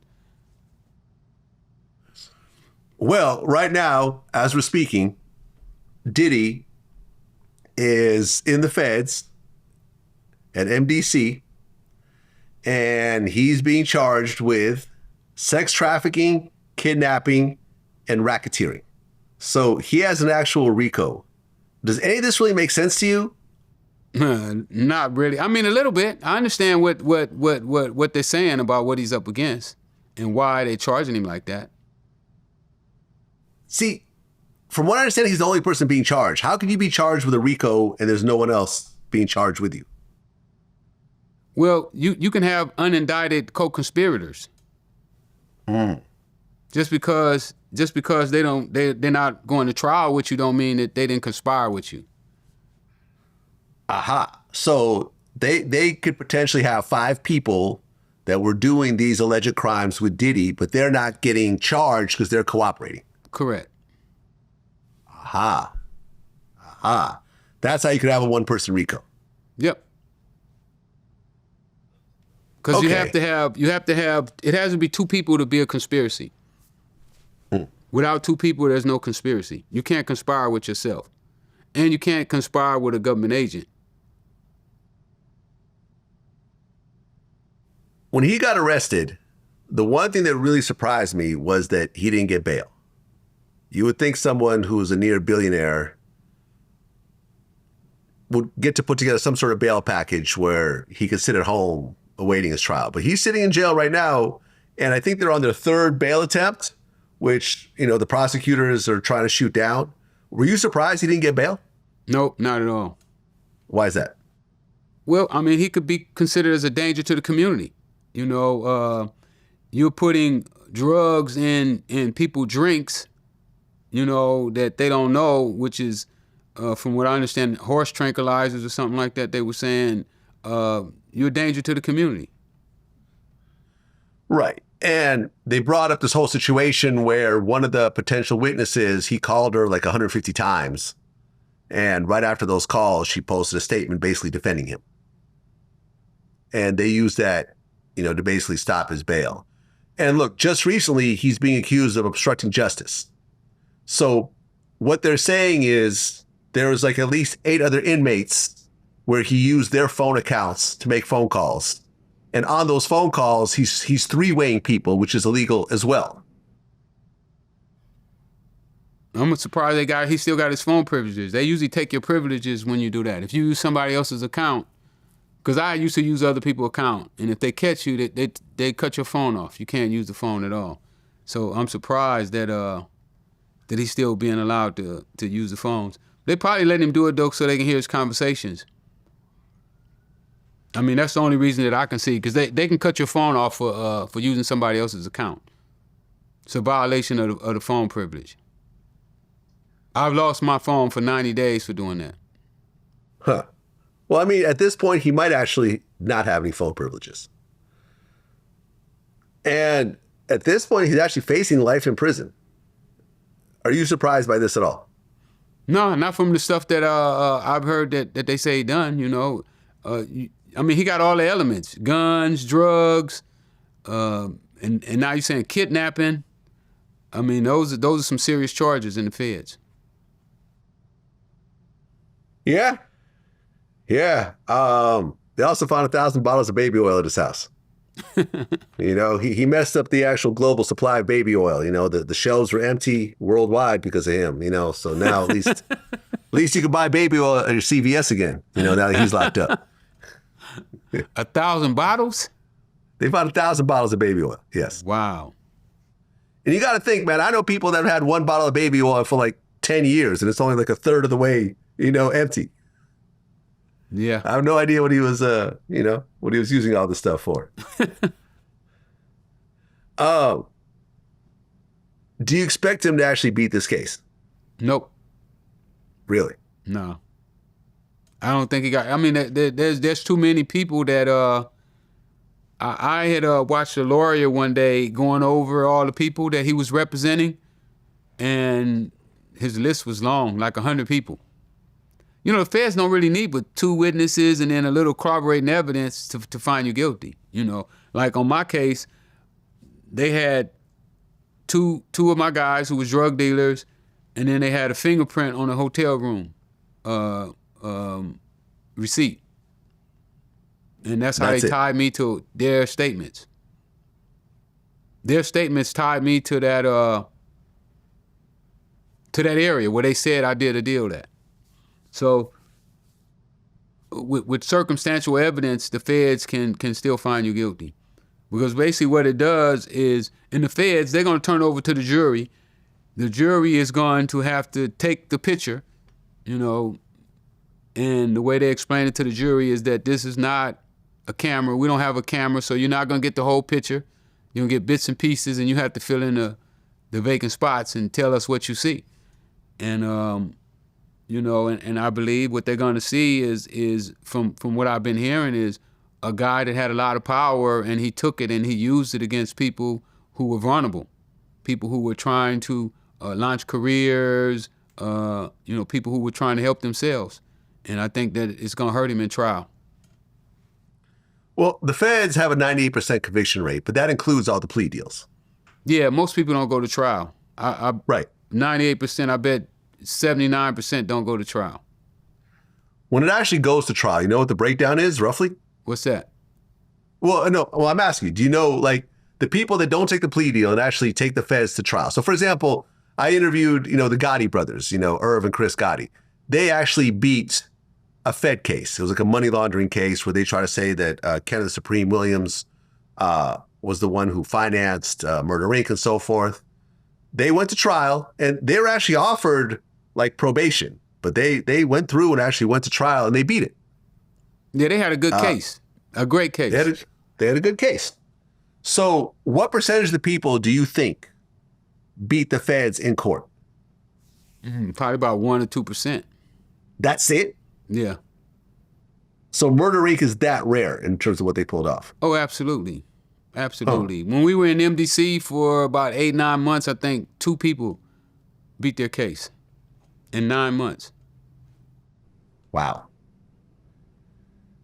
So basically the message that the feds are sending to you is take this plea deal. Don't waste our time and go to court because we're going to beat you and give you 100 years. Absolutely. Well, you know, in the feds, the deck is stacked against you. You know, you don't get to talk to your witness until trial. So say, for instance, his lawyers are not going to know what those witnesses are going to say. Until the actual trial. Until the actual trial. Now, what they do is they set up what they call an interview period, where they'll have the informant or the witness come to a room inside the courthouse, and then the lawyer can come in and sit down with them. And if that person wants to talk to the lawyer, they can. And if they don't want to talk to the lawyer, they don't have to. They can tell the lawyer, we don't want to talk to you. We'll talk to you in trial. So you never know what you're up against. You know, you can't, it's hard to show if the person is lying or if they telling the truth. You know, you can't go in you know, in the state court, you get what they call a preliminary hearing, where the person comes to court and he testifies, and you can get all the information that he says, and then you can go back and reference it and see if it's true or not. But in the feds, you don't get to do that. Wow. So you're coming in blind into a court case where you could have a devastating testimony, which might not even be true. Yep. But since you can't, you know, hire an investigator to look into this person's background and figure out how to kind of tear this person down in court and so forth, you just got to wing it as it's happening. Yep. And then, you know, they do stuff, you know, the judge is going to tell the jury, you know, weigh this person's testimony in favor of the defendant. But, you know, nobody's going to do that. Everybody that come in, the jury's going to be looking at the case more favorable to the prosecutor. I mean, if you were to guess how much time Diddy's going to get, what would you guess? He probably going to get life. Really? I think he's going to get life. Damn. Because he's going to go to trial. Right. I mean, because Diddy's like 55. Take 10 years. He's not going to take 10 years. Well, yeah, he's like 55 years old, I think. I mean, let's see. Hold on. Diddy is 55. 10 years, he'll get out 65. So if they offer him the 10, it's a hard pill to swallow. He ain't going to take it. He's not going to take it.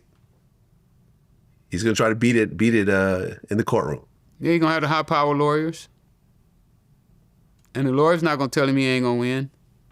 Right, because they want the check. They want to keep getting paid. Yeah, now I remember we had this interview with Big Meech. Well, Cavario did the interview. And I remember Cavario asked him what some of his regrets were. And he said, well, I paid my lawyer all this money, whereas Southwest T got a public defendant. And we all ended up, you know, with the same outcome. We both had a 30-year plea deal. I was just going to tell you that. He might well Puffy should have went to court with a public defender. You don't get the same amount of time. Same amount of time. Because the prosecutors and the feds, they only have a certain number that they want to negotiate, and they're not going to negotiate no lower than that. Mm. They really strict. You gotta really be beating them down in order for them to make a great deal. They different. Yeah, that's crazy. I didn't realize how. I mean, do you think that Diddy will be safe in prison, or do you think that he might get extorted, potentially attacked? Of course, he's gonna get extorted. Hmm. Of course, that's automatic.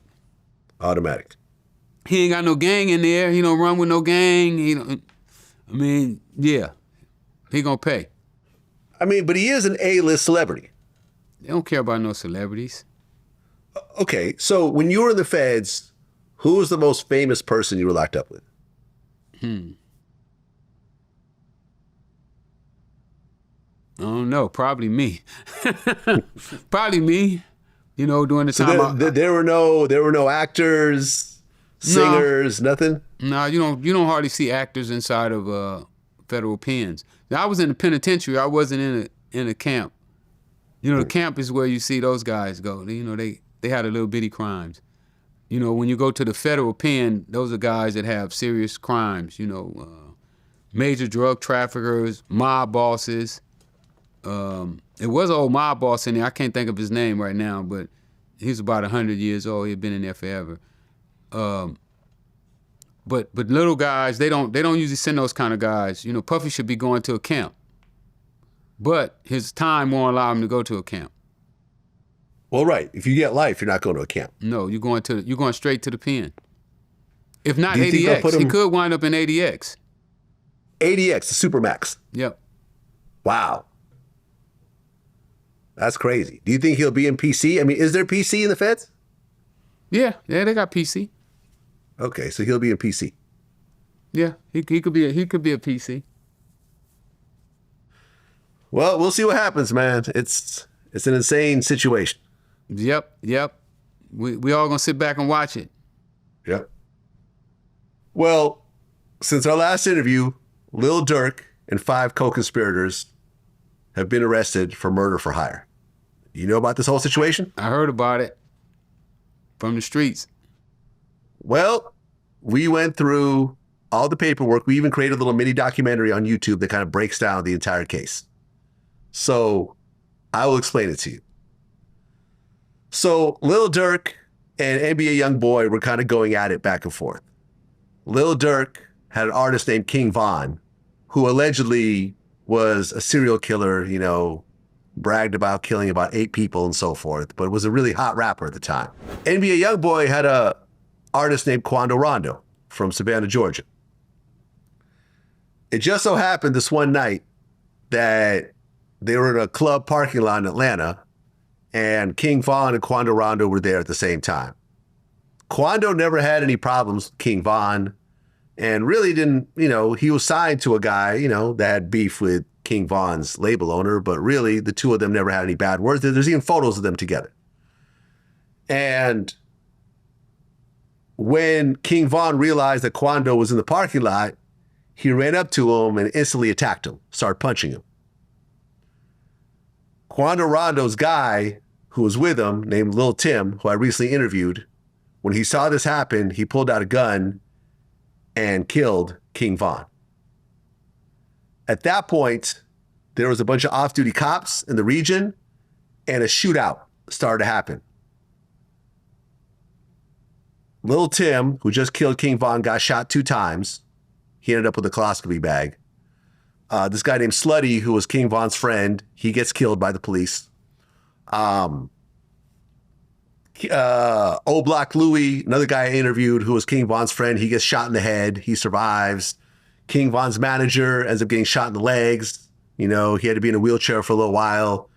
Just a total train wreck of a situation. So after this happened, ultimately Lil Tim gets off because Georgia has a stand your ground law. And, you know, essentially he was, you know, it was proven that he was protecting his friend who was being attacked, and it was a stand your ground situation. If this happened in LA or New York, it would have been very different. So, according to the feds, Lil Durk felt like he needed to get revenge on Quando Rondo for the murder of his friend and artist King Von. So, it was alleged that there was money put on this guy's head. So on August 18th, 2022, one day before the murder actually occurred, OTF, which is Lil Durk's, you know, crew, learned that Quando Rondo was staying in a hotel in Los Angeles. So Lil Durk flew 5 guys from Chicago to California. Him and another guy ended up flying on a private plane to California as well on the same day. All this was using Lil Durk's credit cards. Then those 5 guys that were flown out from Chicago were put in a hotel, also paid for by Lil Durk's credit card. OTF Vonnie, who flew with Durk to LA on a private jet, according to the feds, once he got to LA, he went and rented a car, which had a GPS tracker on it because it's from a rental agency.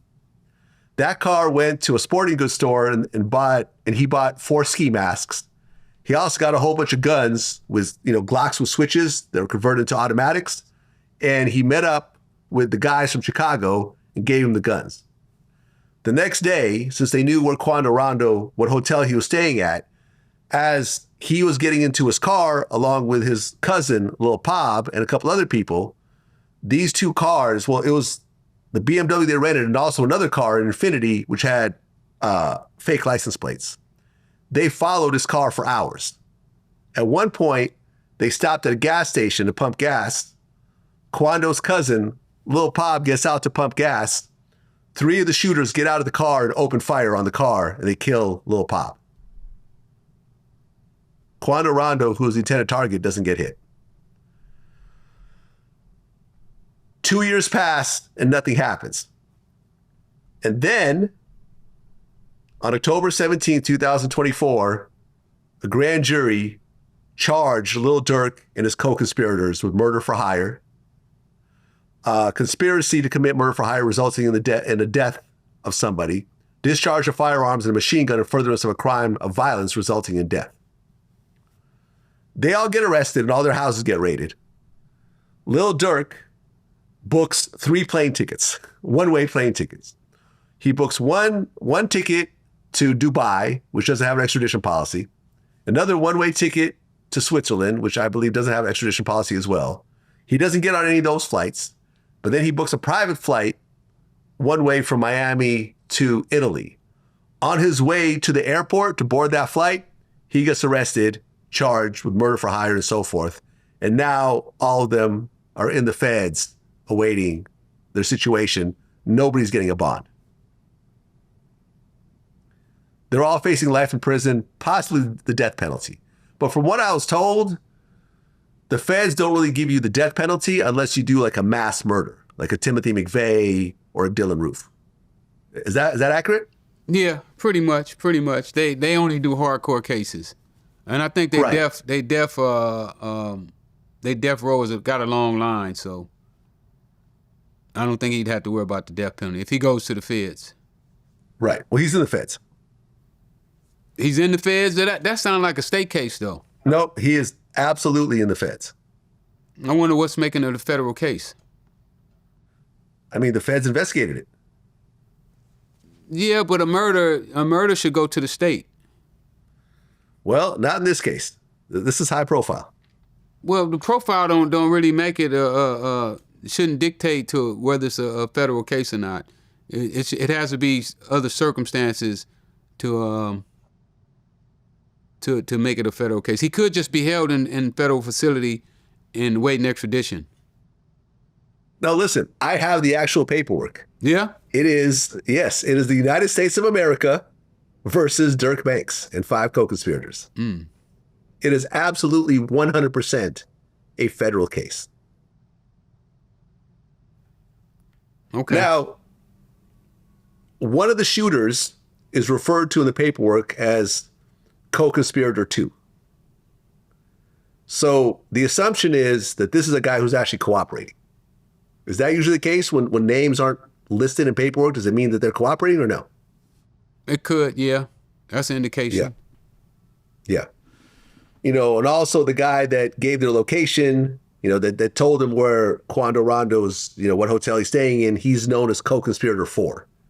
So there's like about 5 co-conspirators in this paperwork that don't have names. Yeah, that's a sign. Usually when they blank out a name, it's a reason that they're trying to protect them. Right.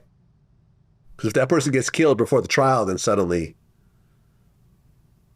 it's hard to actually, you know, justify that part of the story. Right. When you look at this case, what do you think? Stupidity for one. You know, when you see these young boys with all that money to put themselves in a situation like that, there is retarded as far as I'm concerned. As for them winning this case, I think it's going to be really difficult for them. Dirt has an uphill battle. I mean, too much circumstantial evidence. You know, plane tickets in your name, hotel. It's just too much. You know, you never book nothing using your own credit card. That's a dead giveaway. Well, yeah, they actually have a text message. This is, you know, actually mentioned in the paperwork, where before the flight was booked, Durk sent a text saying, "Don't book anything in my name," and they went ahead and booked something in his name. Or will somebody else book the flights? Yeah. Well, that may give him a out. You know, maybe it wasn't his call.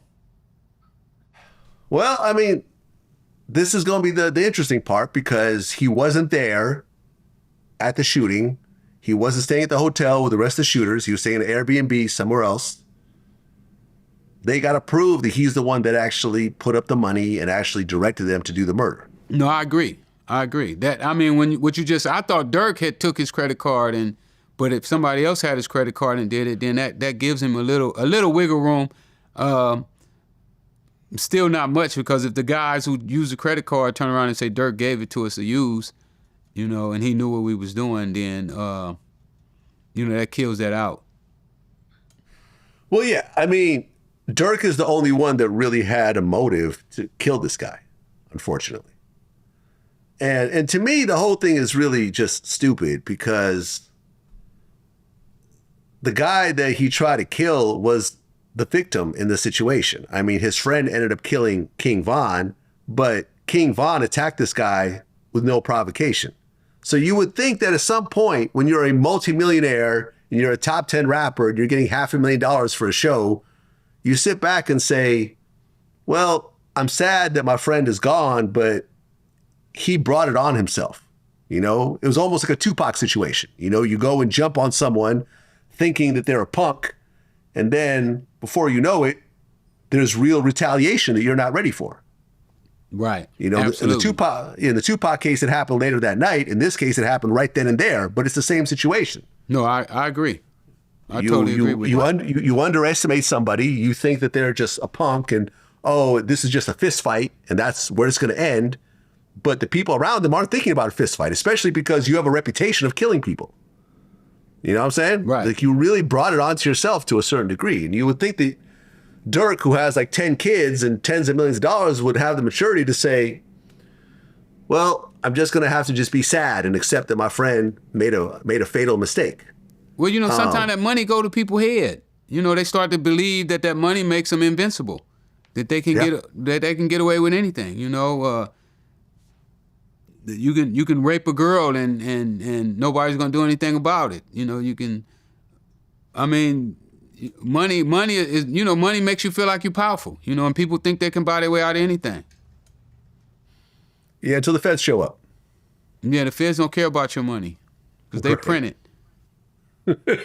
They do actually print it. You're right.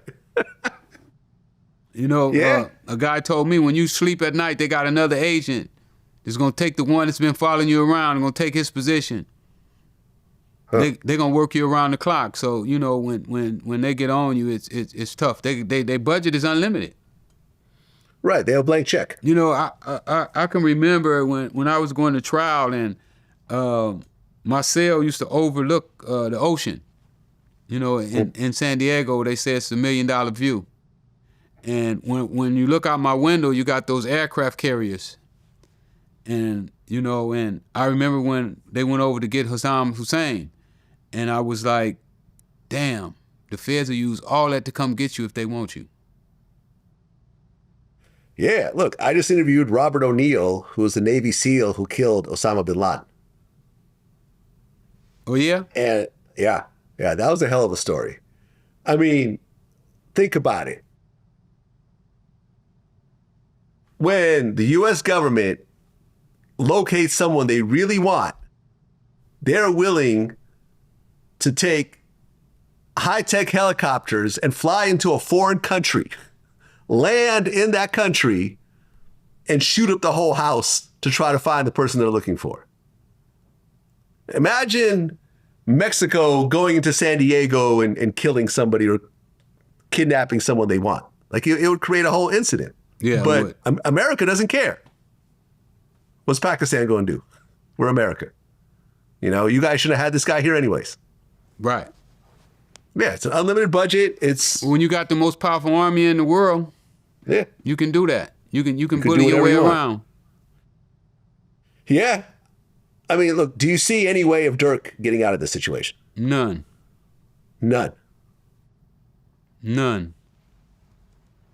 I ain't a gambler, but I would bet everything I got that he's not going to get out of it.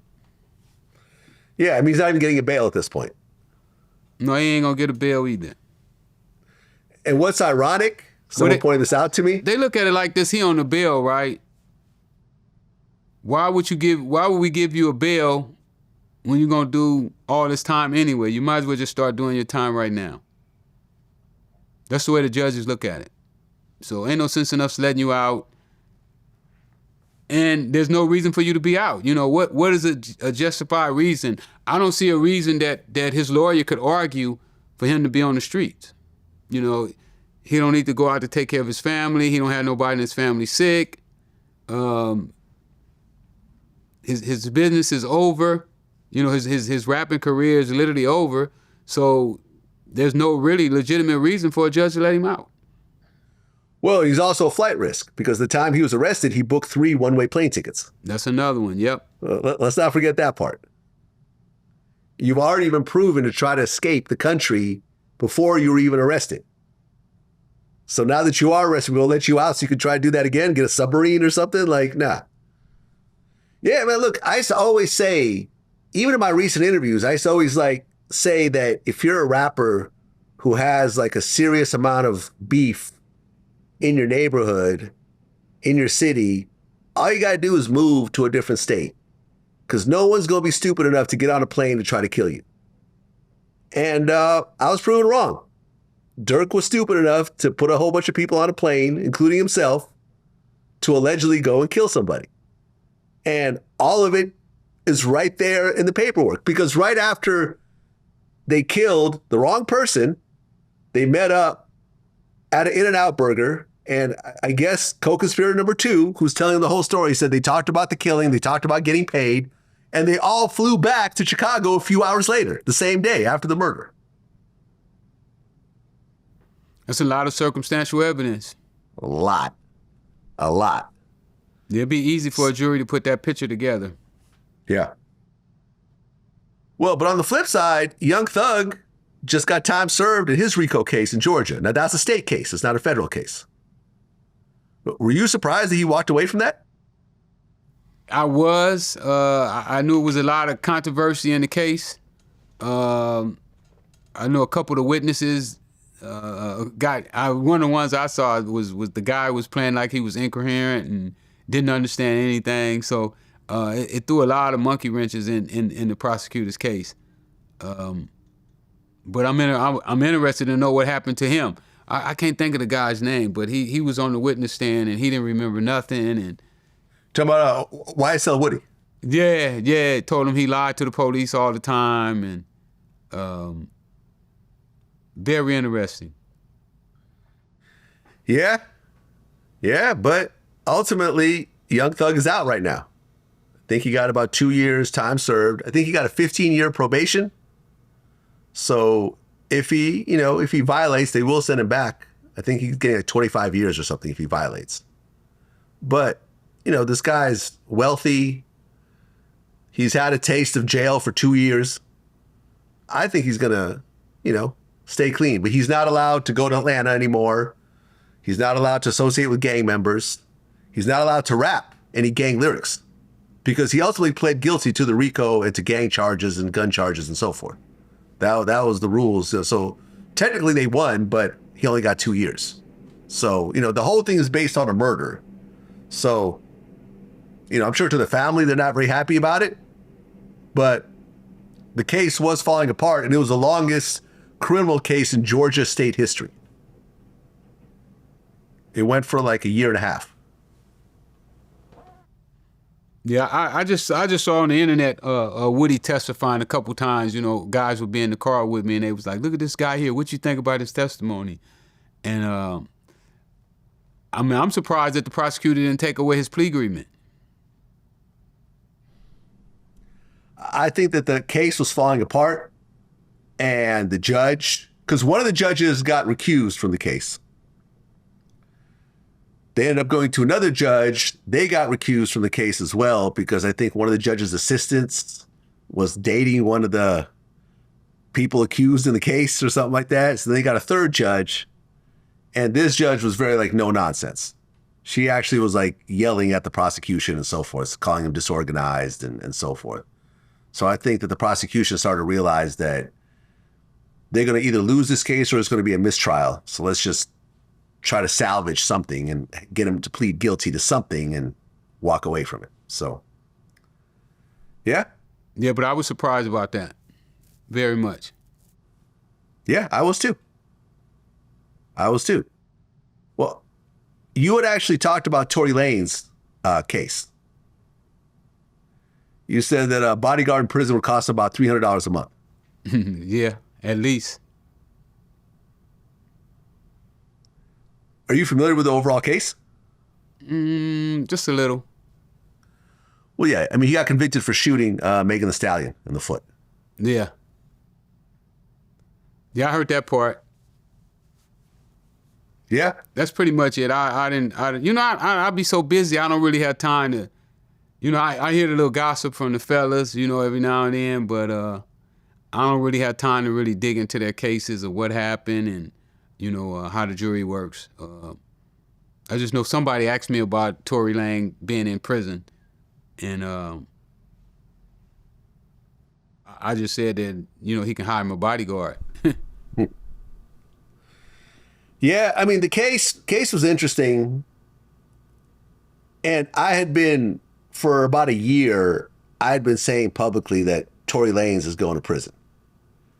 And I remember at one point, he like DM'd me all upset, calling me the feds and everything else like that, trying to figure out what I know. And I told him, I know what's publicly out there. And what's publicly out there is you're being accused of shooting somebody, a woman at that, and that woman is going to take the stand and point at you in open court and say that you shot me. And I remember me and Tony Yayo used to always talk about this, about how he had never in his life heard of somebody who shot someone, that person survived, and was going to go to court and testify that you are the shooter, and that person actually doesn't take a plea deal and goes to court. He said that never, ever, ever, ever, ever happens. Yeah, that's a hard one to beat. That's a hard one to beat. Eyewitness. Yeah. And the victim is the eyewitness. The victim is the eyewitness. And it's a woman on top of it, a very famous woman on top of it. And they are going to say in open court that you are the shooter. Not possibly that you're the shooter, but you are absolutely the shooter. Absolutely the shooter. Hard to beat. Exactly. That's hard to beat. Right. And he chose not to take the stand, which I think hurt him as well. Well, taking the stand is tough. They get to go in your background. Yeah. Yeah. Yeah, man. A lot of pressure been on that witness stand. I've been there. Oh, yeah? You took the stand in your trial? Yep. Oh, how did that go? I did all right, but it's tough. One of my co-defendants, I cut my co-defendant loose, so the jury said that hurt me the worst when I cut him loose. My co-defendant was driving the car, and I had to tell him that he didn't know it was dope in the car. And they felt that for me knowing him 20, 25 years and not to tell him that I had dope in the car and I let him drive it with the dope in the car was pretty outrageous. I mean, in retrospect, do you wish you didn't take the stand? No, I had to take the stand. They had me on tape negotiating a deal with the informant. Yeah, I mean, from what I understand, that if you do not take the stand, the jury will feel that you're somewhat guilty. Because if you weren't guilty, why wouldn't you take the stand and defend yourself? Right? Yeah. But in my case was entrapment. I got the entrapment instructions. So, I could literally get on the witness stand and say, yeah, I was doing a dope deal, but the government changed my mind. They took my mind away from where it was and put me in another space. So that was my defense. But like I said, when we pulled the jury, you get to pull the jury after the verdict, and when we pulled the jury, because they stayed out for 2 days, which is not a long time, but in a federal drug conspiracy, that's a pretty long time for them to stay out for 2 days. They said that they didn't like the fact that I had gave Mike the keys to the car and told him to drive the car with the drugs in it without telling him the drugs was in there. So that was probably the worst thing I did to myself on the case. Had I not done that, I possibly would have had a chance to beat my case. Yeah. Well, I know one of the jury, she cried. She cried about the verdict. I think. Oh, really? Yeah, I think she was the one holding my. I was a Spanish girl, and I think she was the one that was holding it up for a while. So I don't know. They didn't like, but they did say that they didn't like that the government targeted me, you know, as soon as I got out of prison. Yeah, but she did vote guilty along with everyone else. They did. So, yeah. Well, Keefe D is currently in prison. Well, currently in jail in Las Vegas over the whole Tupac murder case. I thought he had got out. No, he didn't get out. No. He's still there. Whack 100 tried to bail him out, but ultimately the bail proceedings fell apart. And actually, what's interesting is that Whack came in and did an interview with me, and he announced, I didn't even know he was going to mention this, but out of the blue, he goes, "Yeah, I'm gonna bail out Keefe D, and when he's out, we're gonna work on some content, you know, possibly like a mini series or something like that." So during the bail hearing, they played a piece of my interview in court and say, "Oh, this guy's only bailing him out to make money and off him and so forth," which I don't even believe is illegal, because you're innocent until proven guilty. So an innocent man could create content while he's on bail, right? Yeah, you would think so, you know, but it is illegal to make money off your crime. Before you're convicted? Well, it's not a crime until you're convicted. You're not, That's what I'm saying. Keefe D's an innocent man right now. In a bail hearing, you know, they can use stuff that's not really evidence in a bail hearing. So a bail hearing is not like a trial. It's just like, how do you explain it? They don't have to have facts with a bail hearing. You know, they could just throw stuff out in a bail hearing. Yeah, I think a couple people tried to bail him out, but ultimately no one's been able to bail him out, and he's still in jail right now. And in fact, he got beat up by the cops at one point. I guess he's going to be suing the police department because Keefe D is like 60-something years old. I believe he has cancer. And the story I heard was he had 2 mattresses, you know, in his bunk bed, which is technically illegal, but most people just don't really care. So when the cops went in to search the room, they saw he had 2 mattresses. They wanted to take one of the mattresses.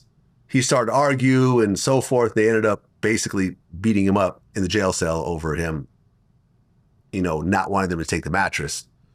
So that's basically the situation. But, you know, essentially he wrote a book about his involvement in the murder and then did a VladTV interview talking about the whole situation, then went on to do like 5 other interviews talking about the whole situation.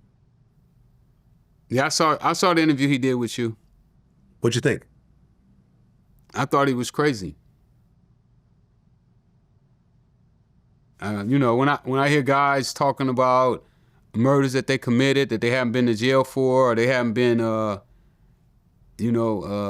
granted immunity to go anywhere and talk about it is crazy. Well, yeah, he had a proffer agreement where he talked about it, but from what I understand, proffer agreements are only valid on the day of that agreement. If you turn around and continue to talk about it afterwards, you can get charged for it. You know, and they could use the information from a proffer agreement to get other people to testify against you without using your actual statement, but the other people can end up convicting you over that crime. So it's a dirty game. Yeah. I mean, you got to be careful when you're doing that stuff. You know, he should have had a good lawyer. But, you know, even with a lawyer, he probably still would have been in trouble. Well, yeah, I mean, he has a lawyer. The lawyer tried to say that he wasn't even in Las Vegas at the time, but they actually found a hotel booking under his wife's name on that same date. You know, the lawyer is trying to say that all of this was made up because Keefe needed money and people like me were paying for these interviews, which is true. I did pay him for the interview, for 2 interviews, actually. And if they ask me, I'll tell them, yeah, I paid him for the interview. But my thing is, this is the first time I actually interviewed someone about an unsolved murder, but he had written a book about it, which was on Amazon at the time. So my mentality was like, okay, if you wrote a book and you're willing to talk about what's in the book, I'll do the interview. Yeah. Well, I mean, you're a news reporter. Yeah. You gonna get the story out. That's your job is to get the story out. So, I mean, I know people blame you for getting those type of stories out, but you know, guys have to know what they're doing. Yeah, I mean, fame is a hell of a drug, man. I think it's worse than crack. Yeah, I mean, I couldn't talk about what I'm talking to you about unless I went to trial for it. You know, I went to trial. All this stuff came out in the courtroom, and the jury made their decision. Well, yeah, I mean, listen, I've interviewed probably at this point hundreds of people that talk about their crimes, but except for Keefe D, every single person had did time over those crimes, or it's past the statute of limitations because it's not murder. You know, I mean, I remember you were the first person I ever admitted on camera that I bought that kilo of cocaine back in the 90s. That was the first time I ever said that on camera. I've said it a whole bunch of times since then, but my thing is like, this is way past the statute of limitations. Yeah. There's no possible way they could charge me for this kilo. And even if they tried charging me, I'll start back selling cocaine. Unless I went back selling cocaine, exactly. Because here's the thing: if they try to charge me, I'll say I made it all up. I needed content, so I made up this whole story.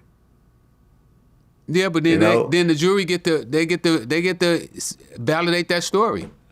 Right. It's still going to be up to the jury to validate it. You know, was it true or was it false? So, it's way past the statute. Oh of limitations. no question. I'm just saying way past. Yeah. If it's somebody that is under that situation, you know, with Keefe D, he's going to get to say that he made that stuff up. But the jury's going to have to evaluate his statements and see, are they true or false now, or are they true or false back then?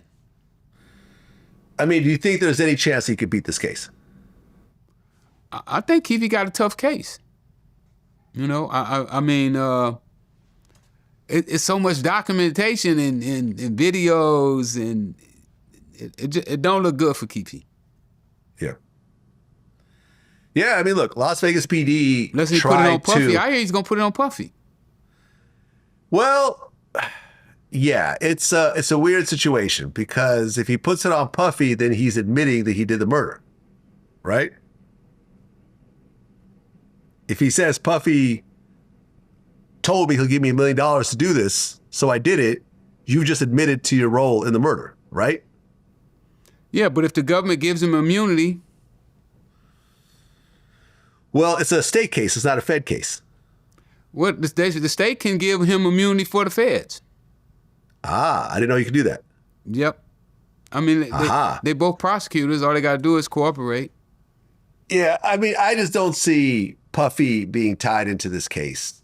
Even if he did say that I'll give you $1 million. Because I remember one of the things that Keefe talked about in his book, and we touched on this in the interview, was after the shooting happened, he claims that Puffy called him and said, "Was that us?" Now, to try to prove a phone call from 1996, you'd have to prove that money changed hands, like from 20 years ago. That phone call would be circumstantial evidence. Right. It was just a phone call. Yeah, but it would be evidence that him and Puffy talked. Well, that's true. I mean, that would be circumstantial evidence for a jury to evaluate. You know, why was he calling him after the murder? Right. I mean, when you go into trial, all of that stuff comes up, and all that stuff is being evaluated and analyzed. And, you know, the jury would definitely have to take that phone call in consideration of what that phone call was about. Mm. Well, then you got to prove that phone call. What cell phone was this? What phone number was it? Is the number tied to Diddy? Phones records never leave. Once they're there forever. Even from the 90s? I'm sure they still got the record of that phone call. When you know, it's crazy, right? Because we used to have the phones, and then we would have the phones that we did business on. We would have those phones where they give you the fake number, you know, where you didn't have to pay the bill. And we didn't think that they could trace those phones, but they came up with all of those numbers to every one of those phone calls, even though those numbers wasn't their numbers that go to that phone. Yeah, I mean, look, you're at such a disadvantage when it comes to law enforcement in general, but the feds in particular. They are going to pull every possible thing. You know, like the Lil Durk case. They have the car parked in front of the sporting goods store at the exact same time that he bought 4 ski masks in Los Angeles. Yeah, it's too much evidence against Lil Durk now. Their case is his lawyers should be trying to make a deal right now. Yeah. Well, it's ironic also, because remember I said in the very beginning that the overall situation was Lil Durk was beefing with NBA YoungBoy.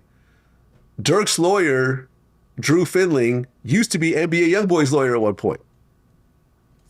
So the same lawyer has been representing both sides. Well, that might be a conflict of interest, though. He may not be able to represent him. Well, he represented YoungBoy on a whole different situation. It was like a gun case or something. Right? Yeah, but it still may be some conflict there. Well, possibly. Yeah, it's usually when they do that, they don't allow him to represent. So it could be some conflict there. But his case is too much evidence against him. Well, yeah, I mean, the same lawyer, Drew Findling, who's representing Durk, also represented Big Meech when he took the 30-year plea deal. So this lawyer's been in the mix. I know him. I've interviewed him before. Cool guy. He's referred some lawyers to me, that I need in other situations. So yeah. Well, you said that you wish you could have shown Nipsey Hussle how to be rich in the ghetto. Yep, I said that. What does that mean exactly? Well, you got to live a certain way to be able to live in South Central and have money. You have to treat people a certain way. You have to be respected a certain way. And I don't think that he knew how to do it. Well, don't you think he was well respected in that area? I mean, he was kind of the savior of South Central. Yeah, I mean, having respect and being respectful is two different things. You can have respect and then you can disrespect one person and get yourself killed like we saw happen. Yeah, I mean, look, I've interviewed Cowboy, who was standing next to Nipsey when all this happened. I also interviewed Brick Baby, that was actually very close friends with Eric Holder, who was the killer. I mean, Eric Holder was actually named after him. Like, they're both named Shitty Cuz. Eric lived with him at one point, but him and Nipsey were also close friends. So I really got to dig this whole situation up, really go into detail. And ultimately, you have this guy, Eric Holder, who is, selling drugs to get by. He's got mental issues. He'd gotten beaten up really badly by another guy in the neighborhood, had his head slammed into the concrete to the point where he had to have brain surgery. He had just robbed somebody that same day, pulled out a gun on someone. And, he's with some girl that he's hanging out with, and he approaches Nipsey, and Nipsey starts asking him about some alleged paperwork about him allegedly snitching. And according to Brick Baby, who's this guy's friend, he said he feels from his point of view that Eric just said to himself that this is the last time that they're going to disrespect me. Like, I'm so sick of this. And this guy who's way up there that everyone looks up to, he just disrespected me in front of a whole bunch of people. That's never going to happen again. And he pulled out his gun and killed him in broad daylight, knowing that 100% he's going to prison for life to do this. Like, there's no way he's escaping the situation, right? Right. Witnesses, cameras, high-profile guy, middle of the day. He knew for a fact that he was never going to be free after the situation, but he still did it. What do you think Nipsey could have done differently to avoid this? Well, I mean, he could have put his arm around him and say, "Little homie, let me help you out. Let me help you get your life together." Would have been a total different situation. Because that's what he was supposed to have been doing, uplifting the community. Not worrying about who was snitching and who wasn't snitching. He was getting in somebody else's business that he had nothing to do with. That's true. And the reality is, according to Brick Baby, is that Eric Holder actually didn't snitch on anybody. It was just a rumor started by someone who didn't like him. No paperwork ever came out about him actually snitching. And, and I've always said this, I feel like once you get to a certain level in your life, especially if you're successful, but even if you're a regular 9-to-5 guy who's got a regular job, you pay taxes, you have a family, one of the worst things you could do is to continue to associate with active criminals.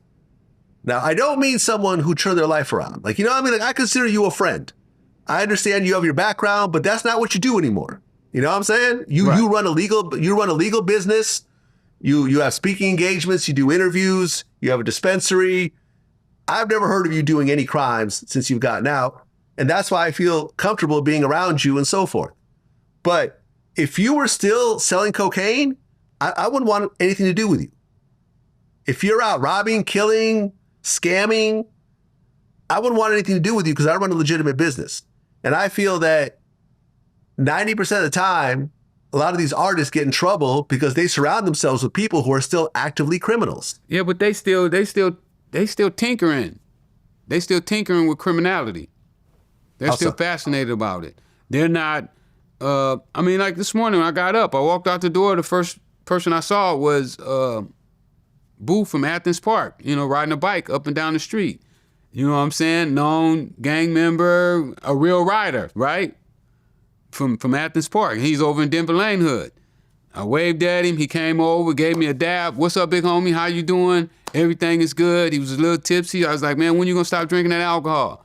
He said, I don't know if I'm gonna ever stop drinking, big homie. Got on his bike and rode off.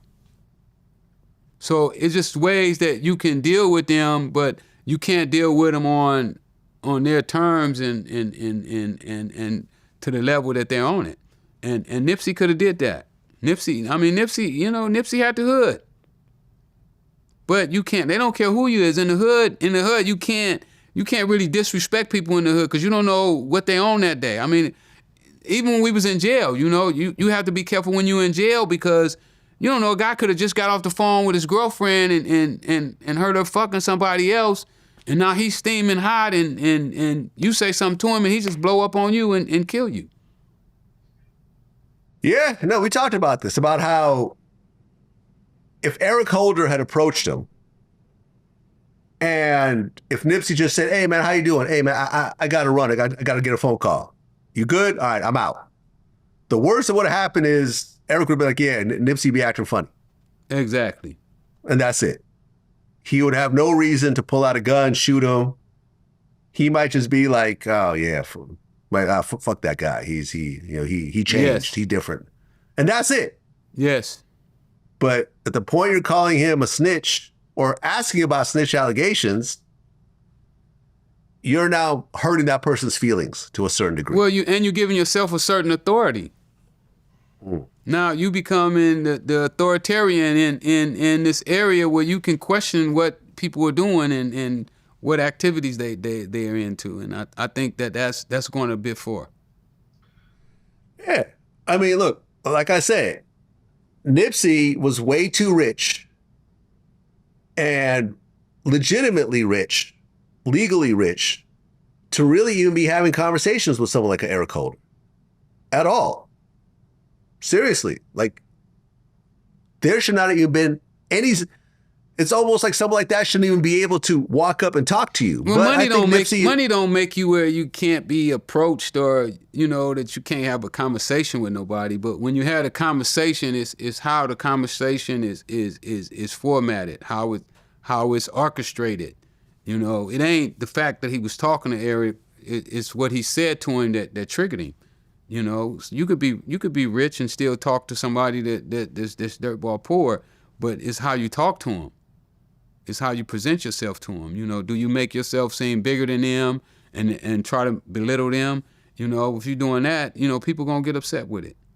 And I don't care if you ain't got no money. If you do that to somebody, they could kill you. No, that's true, man. It was a sad day in LA when it happened. You know, I've interviewed Nipsey before. I've ran into him. We've had conversations. He's always been cool, man. I felt like he was, you know, he really stood on something and really tried to make a difference. He could have opened his clothing store on Melrose. He didn't have to buy businesses in South Central. I think he was trying to prove a point and try to do something that 99% of people don't do. They get their money and they move out of their neighborhood. That's what everyone does. True. He did the opposite. he tried to actually open businesses in the neighborhood, buying buildings, opening stores, employing people from the neighborhood, turning Crenshaw into a tourist attraction, you know, putting the name of his neighborhood. He did that. Yeah. Because there used to be so many people around that store. Yeah. He did it. He did it, man. And it ended in the worst possible way. You know, rest in peace, Nipsey Hussle. Before I let you go, I just want to point out that you received a doctorate, an honorary doctorate. I did. You know I'm making headways, man. Congratulations, man. Yeah, thank you. I ain't done yet. I also brought a couple of my guys with me, too. I want to introduce you to them. All right. Well, Freeway Ricky, man, you brought some people with you. Introduce them. Yeah, man, I brought my guy, Juice. Nice to meet you, man. Juice is one of my rappers that been making some noise out here right now. He's been on tour for about a year. You know, we making some noise. I told you, man, I'm gonna get it. Then I brought my nephew here. Yeah, nice to meet you. Young boxer, national champ, number 2 in his weight class. Brought my other one. Y'all tell him your names. Yeah, what's good? Nice to meet you, Vlad, by the way. My name Raleigh Bourne. I've been I've been boxing for 9 years. Some people say I've been born to box or whatever because I've been doing it for so long, but I'm. Okay. What weight classes? Yeah, I fight at 130. Okay. What about you? Okay, my name is Shaheem Ashford. I've been boxing since I was 4. I got my first fight at 8. I'm number 2 in the nation. I fight 118 pounds. Right now I have one fight and 1 knockout. I go by Shot Money. And you guys are actually pro or still amateur? I'm pro. Yeah, I'm pro as well, but Okay. And as an amateur, I had around like 160 amateur fights. I was ranked number 2 in the country as well. And as a pro now, I'm 1-0, 1 KO, and I knocked him out in about 25 seconds. But I'm looking to make my next pro fight in November 30th in Rochester, New York. Okay, so for the two of you, who do you guys really want to get in the ring with? Anybody. I want Javante, I want Shakur, I want all them, Terrence Crawford. I can't wait to show my talents and show my skills because I know one day I'm going to be up there, 100%. Yeah, I've interviewed Javante before, man. He's a beast. Yeah, I know. He's a beast. I mean, he's actually my favorite boxer right now. Yeah, he's one of the best. He can counter, jab, he got the power, so he can kind of do it all. Yeah, he's almost like a young Mike Tyson. That's what we actually talked about in our first interview. Yeah, but I just know one day I'll be able to compete with those top guys. All right. What about you, man? Yeah, anybody you put me in the ring with, I'm down. My goal is to win. You don't have no names? He wants you to call a name out. Who you? Javante, Shakur, anybody. Like I said, anybody. We ready. Well, one of the things that Vlad, you know, I always tell you, when I'm doing something, I'm gonna eventually get to the best. You know, I done brought a couple other boxers still here, and you know, a couple of them pretty good. You know, Anthony Peterson is the one who really taught Tank when he was younger. I brought him through and introduced you to him. These two guys right here, they're a different level. You know, we took them over to Freddie Roach's gym yesterday, and they got to spar with some of the best guys in the world. You know, Freddie got some of the best guys in the world over at his gym, and Freddie really took a liking to these guys. And I'm just excited to be working with them. And with these two guys, once everybody see what I do with them, you see Kid Austin, how good he's been doing. Mm-hmm. You know, he's right there, number 2 at Tank's belt. Matter of fact, he may be getting a fight with Tank here in a couple months. So I'm just excited to be working with these two young guys. And you know, since I was coming through, I thought it would be good to bring them through and introduce you to them. And matter of fact, introduce them to the world. You know, a lot of people watch your show, and I thought that they deserve to be more known than what they are. You know, you win a national, number 2 in the nation. They couldn't go to the Olympics because they was too young. Try for the Olympics because they was too young. But you know, it's a shame that we have people that are doing good things, but nobody really recognize their talent. So I just want the world to let them know, that put them on notice that these two young men are coming out. Okay, and what made you sign a rapper again? Well, you know, I ain't through with the music business, man. I lost $600,000 in the music business, and I feel like the music business owed me some money. So You know, one of the things that I do is when I make a mistake, I try to correct it. You know, people ask me, what would you do different? Well, I didn't pay attention to what I was doing in the music business. I just gave up the money. But this time I'm actually working into the industry. You know, me and Juice really work closely together. And you know, Juice is a great dude. You know, I don't think that there's nobody out here that's any better for me to be working with than somebody like him. And he came already equipped, you know, with his own bread. You know, he had money. I mean, he had everything that it takes to really make it in this industry. You know, I meet a lot of guys, I mean, talented as hell in the music industry. But if you don't have any money to promote yourself and market yourself, then it's really hard for anybody to ever hear your music. That's what it is, man. I mean, I love that you always bring people in. Do you? I'm glad you do. Yeah, no, I like it, man. I like it because it's always an open platform. I've always told you yes whenever you've asked me to do this. Yeah, you never turned me down. I've never said no. I've never said no. And that's why when you call me, I always come. You know, my whole team didn't want me to come.